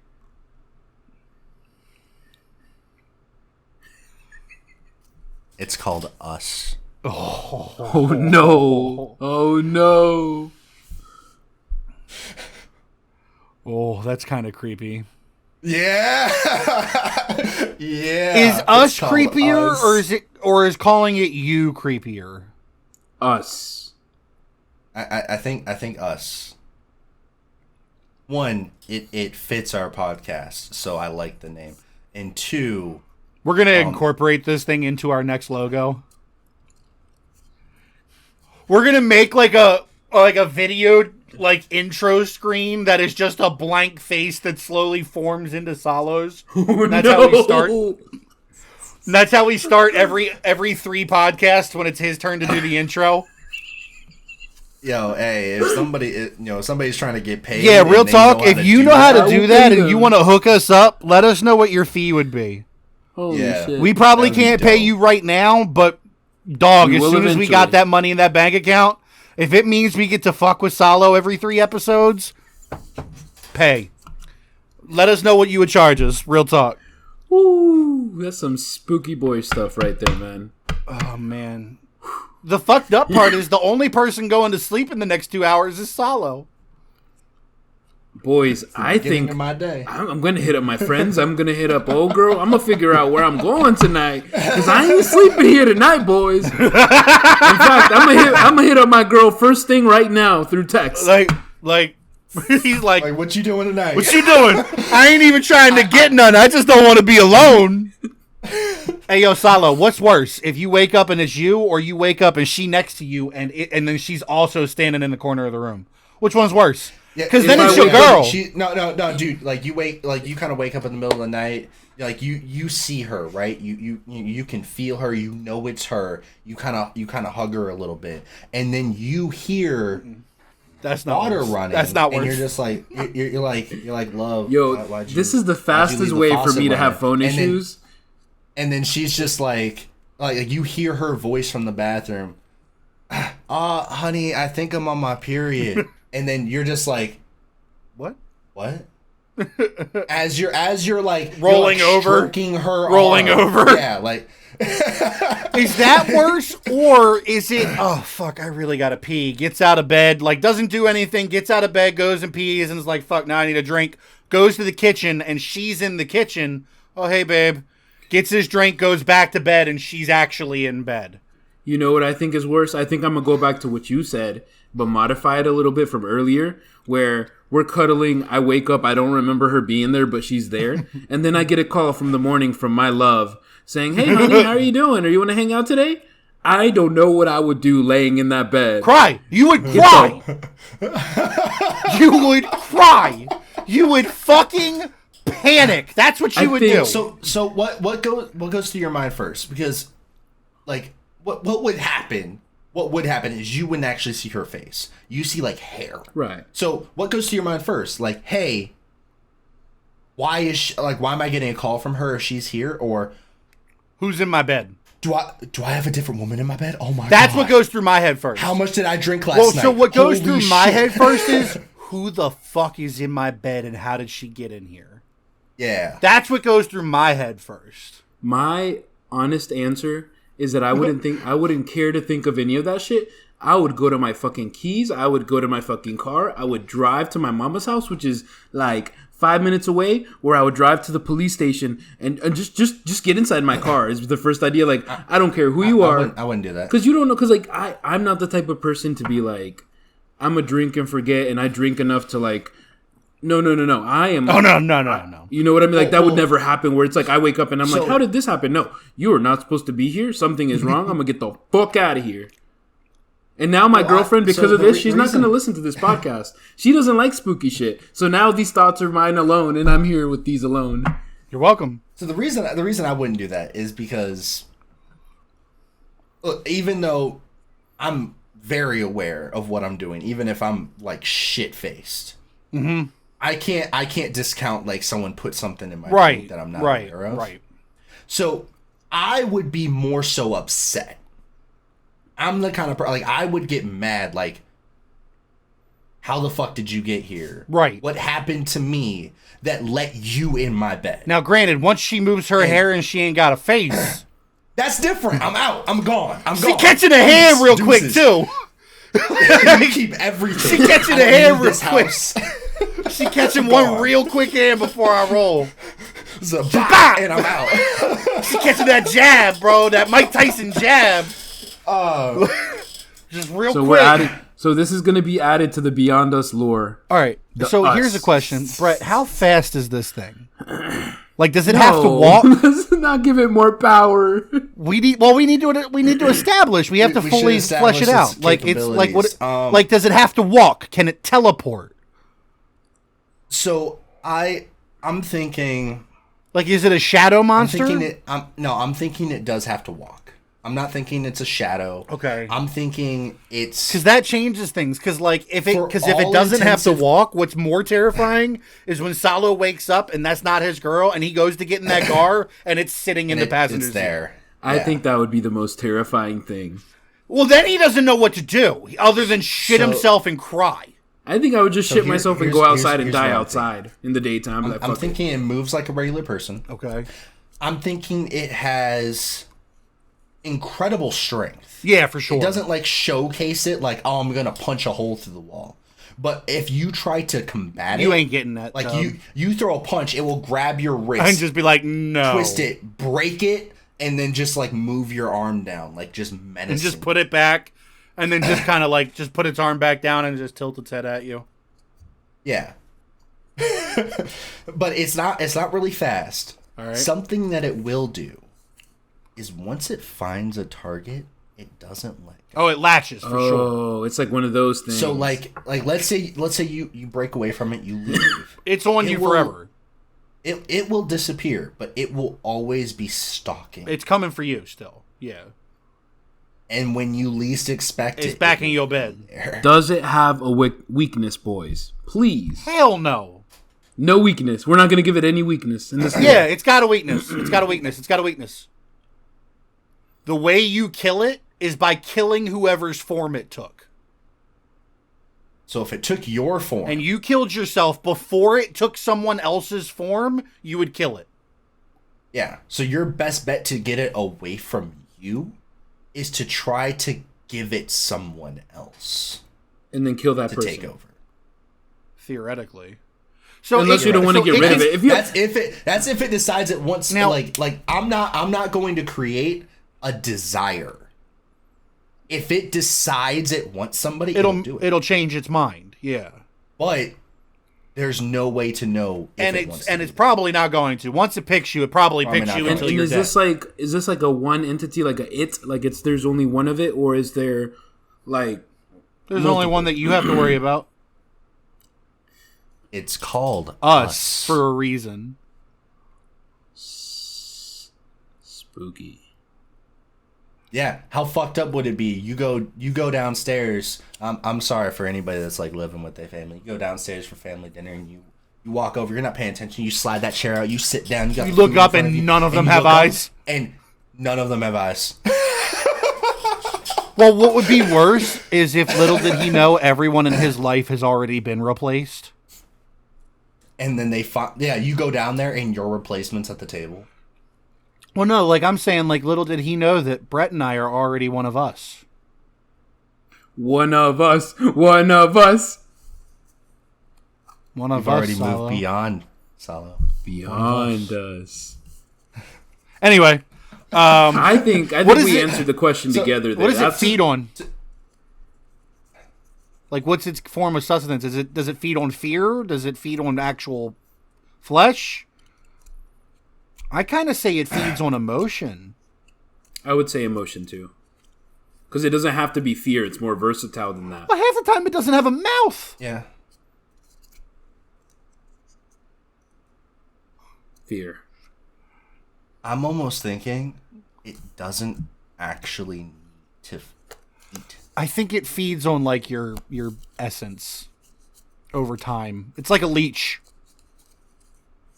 So like misery.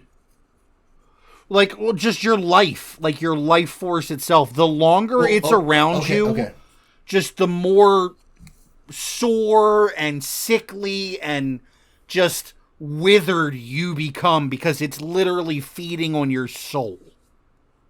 It's feeding on your life force. It's feeding on your ability to survive, which makes it then harder for you to get away from it. Terrifying. Should we add something else into this? What's up? What you got? Only the target that it's hunting can see it. Until that target's life force it hits a certain low level, sapped. Yeah. To where to the point that it is more. It's more you than you are. I'm gonna scream. So the thing is, it can look like anyone it wants to get close to you. Yeah. But when it finally kills you off, it replaces you. Yeah.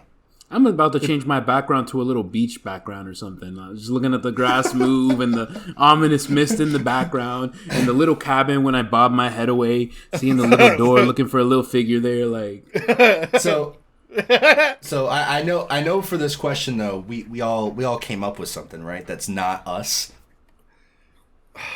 Yeah, but I just like us so much more. I mean, what else is there? I do like it, but what do you guys have? Okay. What'd you come up with, Salo? So I thought, and we stayed, and I'm gonna take y'all down to South America. All right, we're gonna go to South America.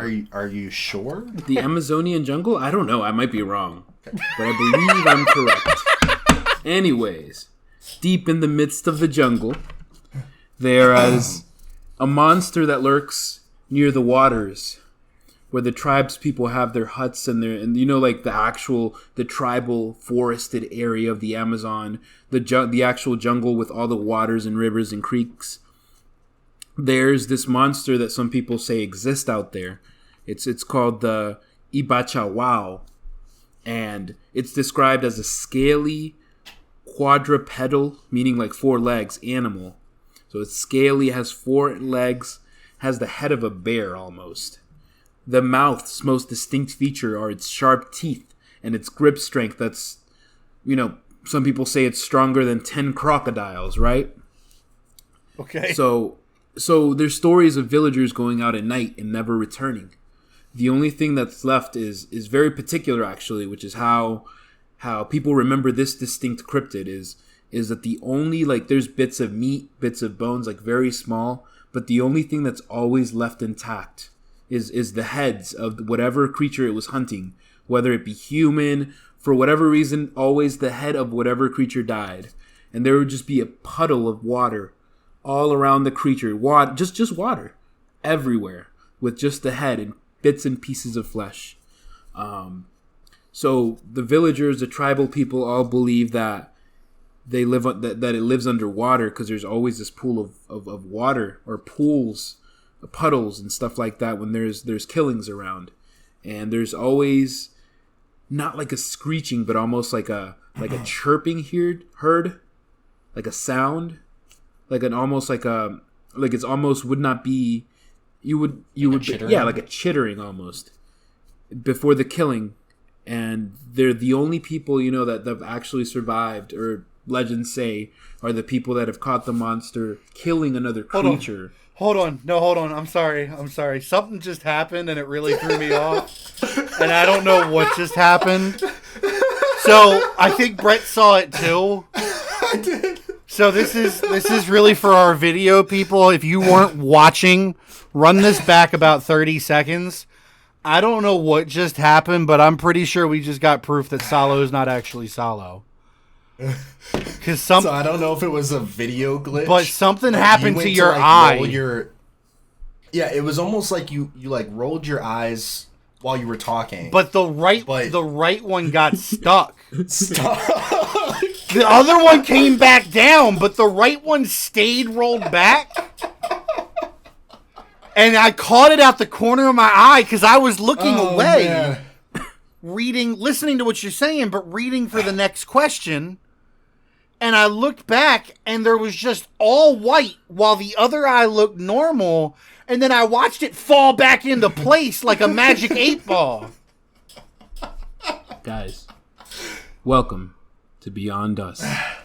Yo, you saw that too, right, Brett? Like I did. I was looking at him. I can't tell. I don't know what just happened. I'll have to go back when I edit this, but I couldn't tell if it was like a lag glitch. Yeah, like a lag in the video, or if that man just got possessed, got stuck. That shit was trippy though. My bad. I'm sorry, but I couldn't walk past that. It scared me a little bit. Go ahead and continue. Go ahead. My bad. It scared me. So yeah, the only sightings have been revolved around, you know, them seeing this creature killing another animal or during the hunt. But yeah, that was the last little bit of my story there. Oh, damn. So it leaves a calling card. Yeah, pool of water and the head. It's never touched. And what's the name again? Ibachawa, something like that. It goes by different variations. Or cazador, which means hunter. Oh, that's two names? Yeah, it goes by many different tribes, call it different variations of their language. You know. Huh. Brett? Well, so you guys know that that feeling like, hey, stuff's kind of like just disappearing around the house, right? Mm-hmm. Every time I try to find my wallet.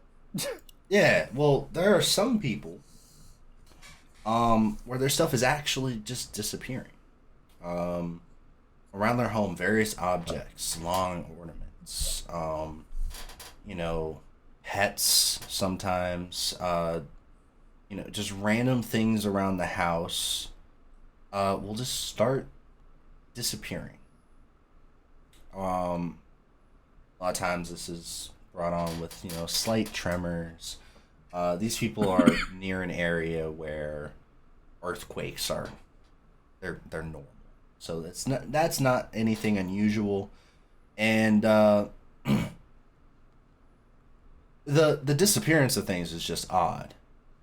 Now, these individuals, unfortunately for them, when this happens, all these things come together, their home tends to disappear after some time. What? Now,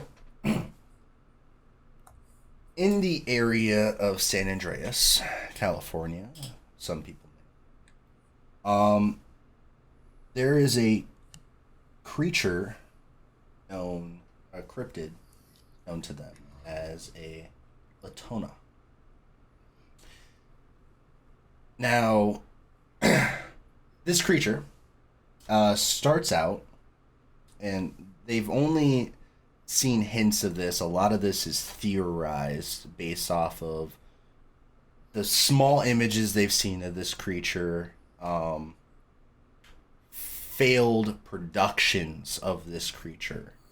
But it is theorized that it starts off as a tadpole, right? This tadpole is underground, and it has a very long snake-like tail. Very long. And at the end it has 3 pinchers. Very adept at grabbing things. And what happens is this tail pops up from the ground, slithers, and grabs various objects. Starts off as smaller objects, but with each object that it grabs and consumes through the tail, it gets bigger. It starts to increase in size. This growth causes some shifts in the ground that people equate to slight tremors or earthquakes, which of course is normal in California. It happens all the time. Now, this creature doesn't see through its tail. It is theorized that it detects everything in its surroundings through vibrations, sending out its own personal vibrations, sensing the home, the people that are in it, the various objects that are around. So it knows exactly what it's grabbing and consuming. And once it has reached a size that encapsulates its surroundings, the maw of this creature opens, reaching up and consuming whole whatever structure it has been living underneath, pulling it deep into the fault line of San Andreas, consuming it. I've never leaving a hole, crack, large crevice in the ground that most people just chalk up to a sinkhole along the fault line of San Andreas. Now, once it's consumed enough, once it's fed, it will burrow and travel along the fault line, causing several more earthquakes, tremors, stuff like that, until it finds a new place. It sends its tail to then burrow underneath a new residence structure, what have you, releasing a tadpole.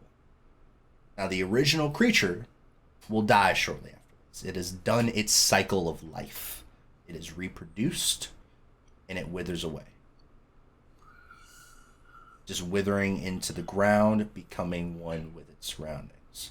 While the new tadpole, Tana, starts the cycle all over. Now, the thing about this creature, there's several things. One, it is known to only really dwell in San Andreas, as far as people know. Specifically within the fault line. Some theorize maybe its ancestors created the fault line just due to its movement. And there are records that show the first sighting of this creature. It was back in 1851. A few years after miners first settled the area.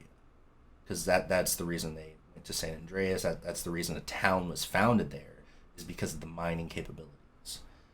So a few years after that, they wanted to erect the first Catholic church.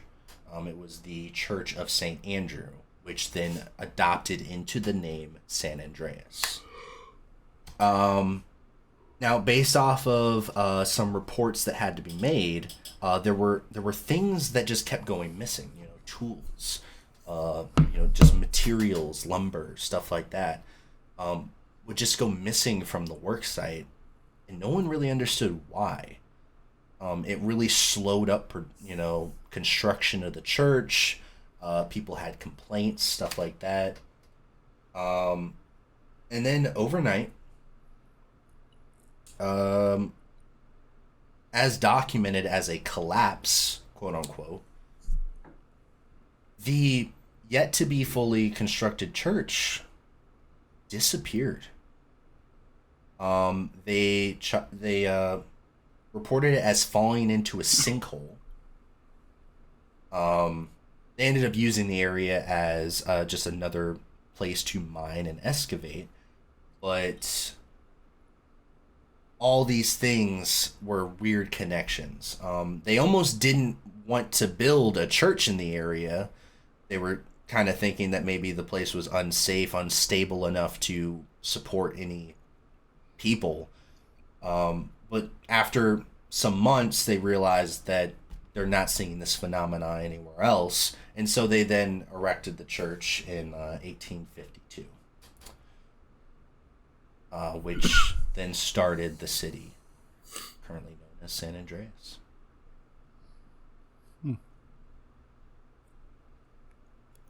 I am never going to San Andreas again. Excuse me. And that's my official You should answer. know property. Yeah, pretty much. I like the site. Yeah, that was mine. I almost forgot that you were making that up, and I for a second I'm like, did I not pay attention? And are we talking about a real thing? And I'm just like, bro, what the fuck? It was a very in-depth answer. Yeah. The Glatana. I'm never going to San Andreas. What about you? Is that ending? Then yeah. Well, I found a little bit of inspiration and bring to you a creature with multiple names. Some call it the Herme, and some call it the Eagle. And I'll tell you what they translate to later. But the creature itself is small at first, actually, quite small. And transparent.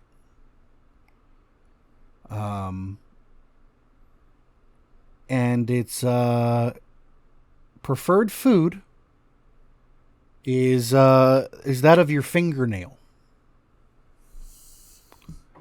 Like just the clippings or The nails? the whole thing? Oh, you'll see. The fingers? Finger the nail. So they live in water, and they can attach to your fingernail, and because of their transparency, you won't be able to see them. And they're very thin. You wouldn't be able to really feel them unless you really knew what you were looking for. And while you sleep and you're at your most peaceful, they begin to feed. And when they do, they first numb the area with their saliva. It numbs the entire area. So you won't feel anything. The good news is it's not painful at all. The bad news is, as they feed, they replace what they eat with themselves. So once your fingernail's gone, they've grown to fill up the whole fingernail slot. And they get hungrier. And they want more than just a fingernail now. So once they're hungry again, and as you sleep, they numb from the first knuckle down. And they eat it. and they replace it. And then the next knuckle. And then the next knuckle. And then the hand. And slowly but surely, they make their way up your arm. And once they consume your entire arm, and just so you know, you won't know they did it because they attach themselves in a way where they make you feel like what they are is your proper nerves. You don't know. Once they replace your entire arm, they split. And they take over the other hand. And the other arm. And then both of them split again. And work on the legs. And once they have control over your hands and your legs, that's when they know they've won. And they no longer care about your pain. And they no longer care about your control. And you know now that they are what is in control. And they walk you back to their home. And you can't fight them off because you don't have hands or feet anymore. So you just have to watch as they walk you back to the body of water and swim to the bottom. And you drown. And then they separate into millions of tiny fingernail-sized creatures again. And that's how they reproduce. The translations for the words Herme and Igle are mimic and leech. This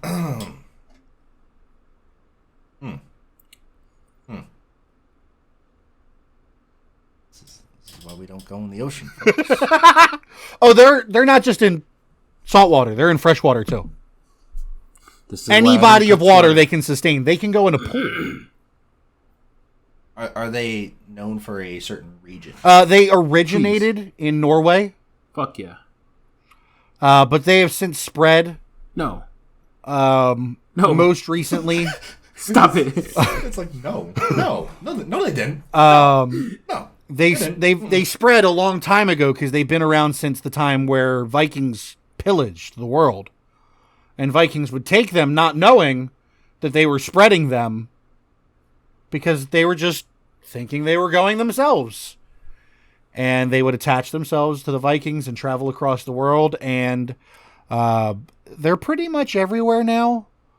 And they've continued to adapt most recently to being able to survive in cleansed water sources like swimming pools that have chlorine in them. Things like that. They've adapted over time to be able to survive chemicals. So they're slowly getting to the point where they could go anywhere they want. They just pick their targets based on who smells good to them. Something in your blood smells more appealing than others. But for all you know, Salo, next time you take a dump and that water splashes up and touches your butt cheek, there might have been one in there.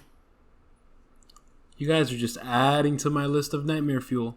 Slowly but steadily churning away at the long night. Well, so what's great is, as they take over your arms and legs, then they get to walk you into the us. Oh my God, did you see his face? That was just fear. They give it a hug. God. But the good news is maybe the us is after them and not you.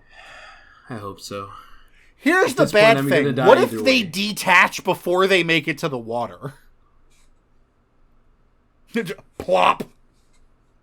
Ah!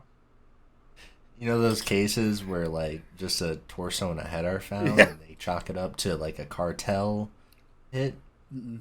It's the Igle. Ritual sacrifice or something like that. It's the Igle. It's weird how they're always found in random places. You're all fired. All of you. So here's a good question for you guys, and I don't even have to answer this one. Another question from Amber. We all know how Pip reacted. That's me, for anybody that forgot. That's my stream name. But for everyone else, how would you react if you were in a room where paranormal stuff suddenly started happening? I'm going to reference how I resolved. So if the things that were happening in my room started happening in y'all's rooms, what would you do? I'm gone. I'm gone. I'm gonna hit up my grandma and be like, "Yo, mama, you gonna bring the Catholic holy water? You gonna bring my pasta from 7th grade? We gonna figure this out, but not tonight. I'm gonna go at your house and we gonna have a sleepover." If there's not an apparent, this is why this happened, I'm out. No, That's it. Fuck you. That's it. I'm out. All right, fair enough. Those are fair answers. I didn't expect anything different, so I figured we could just answer that quickly. thank you. Yeah, no, I'm gone. Thank you for an easy question one. from Storm. Have y'all ever heard of? There's no Earth I pronounce this right, but we're gonna try the Gassian Diethia. If not, look it up, discuss, compare to other similar things. So I looked it up. It's basically a sea serpent in Lake Ontario. However, it's more of a dragon than a sea serpent. Stories say that it can fly and breathe fire. It's basically just a Canadian dragon. It's Rayquaza. But I've never heard of it before. But yeah, it's basically a Canadian dragon. Or Rayquaza. That Pokemon. I would, for the record, not go looking for. Not if it can breathe fire. No thanks. The good news is we only have one question left. We made it. All right. Yeah. All right. This was the final question. I saved this for last. And I thought it'd be an interesting one. If you were cursed to be a cryptid, which cryptid would you choose to be? Obviously us. Yeah, for sure. If we went with one that already exists, I think I go Jersey Devil. It's just too strong.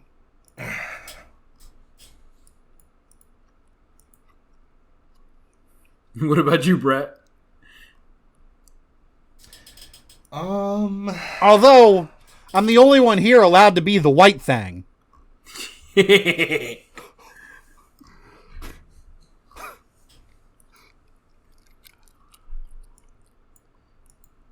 think I would be just because, like, I wouldn't want to be any of them, Right. So I think what I would end up being, like, if like me, would probably be the Michigan dog man. Because you're from... Just be my luck. I'd just be the Michigan dog. It'd be one of my trips to Michigan and something happens and I turn into the Michigan dog man. Which, for the record, anybody that doesn't know, it's basically a werewolf. Except everything, for the most part, about it is man with a dog head. Oh, okay. Yeah, for the most part. I mean, it has like claws, but like the body is pretty much human. I mean, we already know what Salo is going to be. Us. You have to pick a real cryptid. Okay, fine. I would be a squonk. Which is a weird sentence to say. You got to pick a real cryptid. You'd be a squonk. I knew it was going to be a squonk. I fucking knew it. Just I out of knew the it. name alone. I know they're miserable, but just the name alone. I knew it would be a squonk. Dude wants to be a squonk. I knew it. This man's gonna hear someone say that Mexico isn't in South America. And he's gonna and cry just himself gonna to start death. crying. I'm gonna start himself to squonking. Don't use it as a verb. Oh, Don't use it as a can't verb. use squonk as a He verb. used it as a verb. What's wrong with you? Oh my God. If I'm not Squonk you picking later. Jersey Devil just because it's too OP,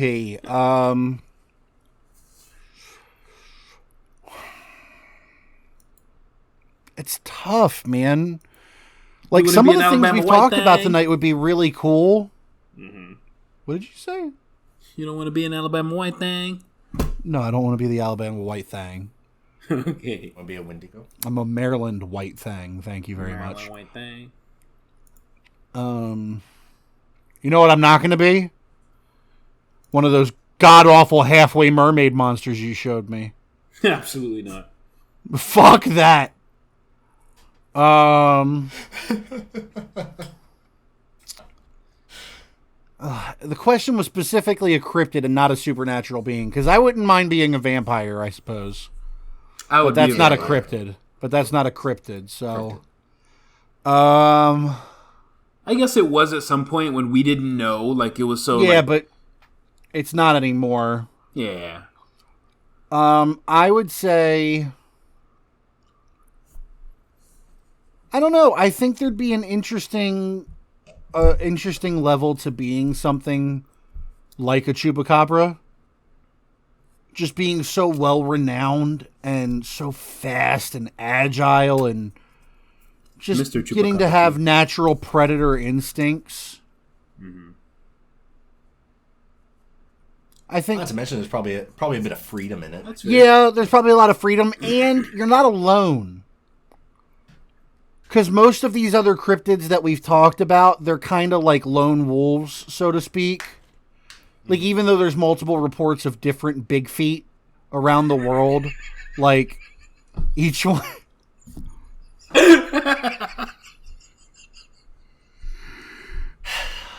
each one kind of lives by themselves. But Chupacabras travel in packs according to all legends, so I would probably go with that. Just for companionship alone. All right. All right, so we got the Michigan dog man, a squonk, and a Chupacabra. and a Chupacabra. It's kind of fucked up that the Mexican didn't pick the Chupacabra. But that's how life is. Sometimes you got to just squawk on by. I need you to stop using it as a verb. It's not a fucking verb. You're the kind of person that says when you're scratching your arm, I'm itching it, aren't you? You're that kind of person, aren't you? I'm squawking it now, boys. I'm itching it. You're one of those people. I know you are. I'm itching it. I know you are. All right, gentlemen. Do we have anything else to add to this? No. So, for just to wrap this up, the reason we brought this episode to you guys, recently, there was another Nessie sighting. That's kind of what kind of sparked this conversation. And we barely talked about her. We barely talked about it. Barely, no. Just, I mean, there's so many interesting things to talk about, but Nessie's kind of like one of the more well-known, famous ones, and we kind of wanted to get into the nitty-gritty of things. But yeah, recently there was another Nessie sighting. There is a video up if people would like to go look it up and get your opinion for yourself. Starts off as kind of ripples in the water, and then you can kind of see the ripple elongate. And I mean, there are things that it could be. People have already stated what it could possibly be. But it was another report. This goes to show that the reports keep coming out of Loch Ness, and Yep. Yeah, it wasn't anything ridiculous, Nope. so I think that's kind of why it wasn't the focus of our conversation. Right. But it definitely did spark. It sparked it, and it was an interesting topic that we thought we could get a lot out of, and clearly we did. It was our first ever themed episode. If you guys enjoyed this, more not necessarily like you hate the other podcast episodes, but if you enjoyed having an episode of a theme, let us know. Let us know any other themes you might like in the future. Maybe we'll try and do one themed episode every 10 episodes or something like that.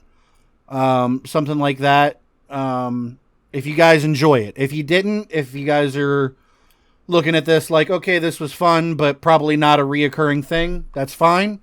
We can stick to our regular format. But if you did, let us know. Yep. Down in the comments. Yeah, in the comments, on Twitter, all over the place. Let us know what you guys thought. Don't forget to ask questions for next episode. Next episode, as far as I know, we don't have a planned theme.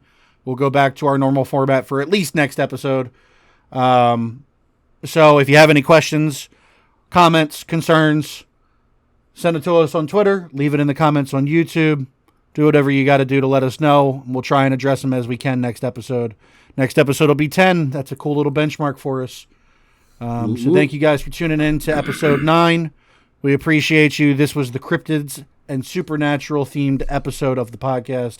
And with all of that being said, for Brett and Salo, I'm Daniel. We are Beyond Us. We thank you for joining us, and we look forward to talking to you all next time.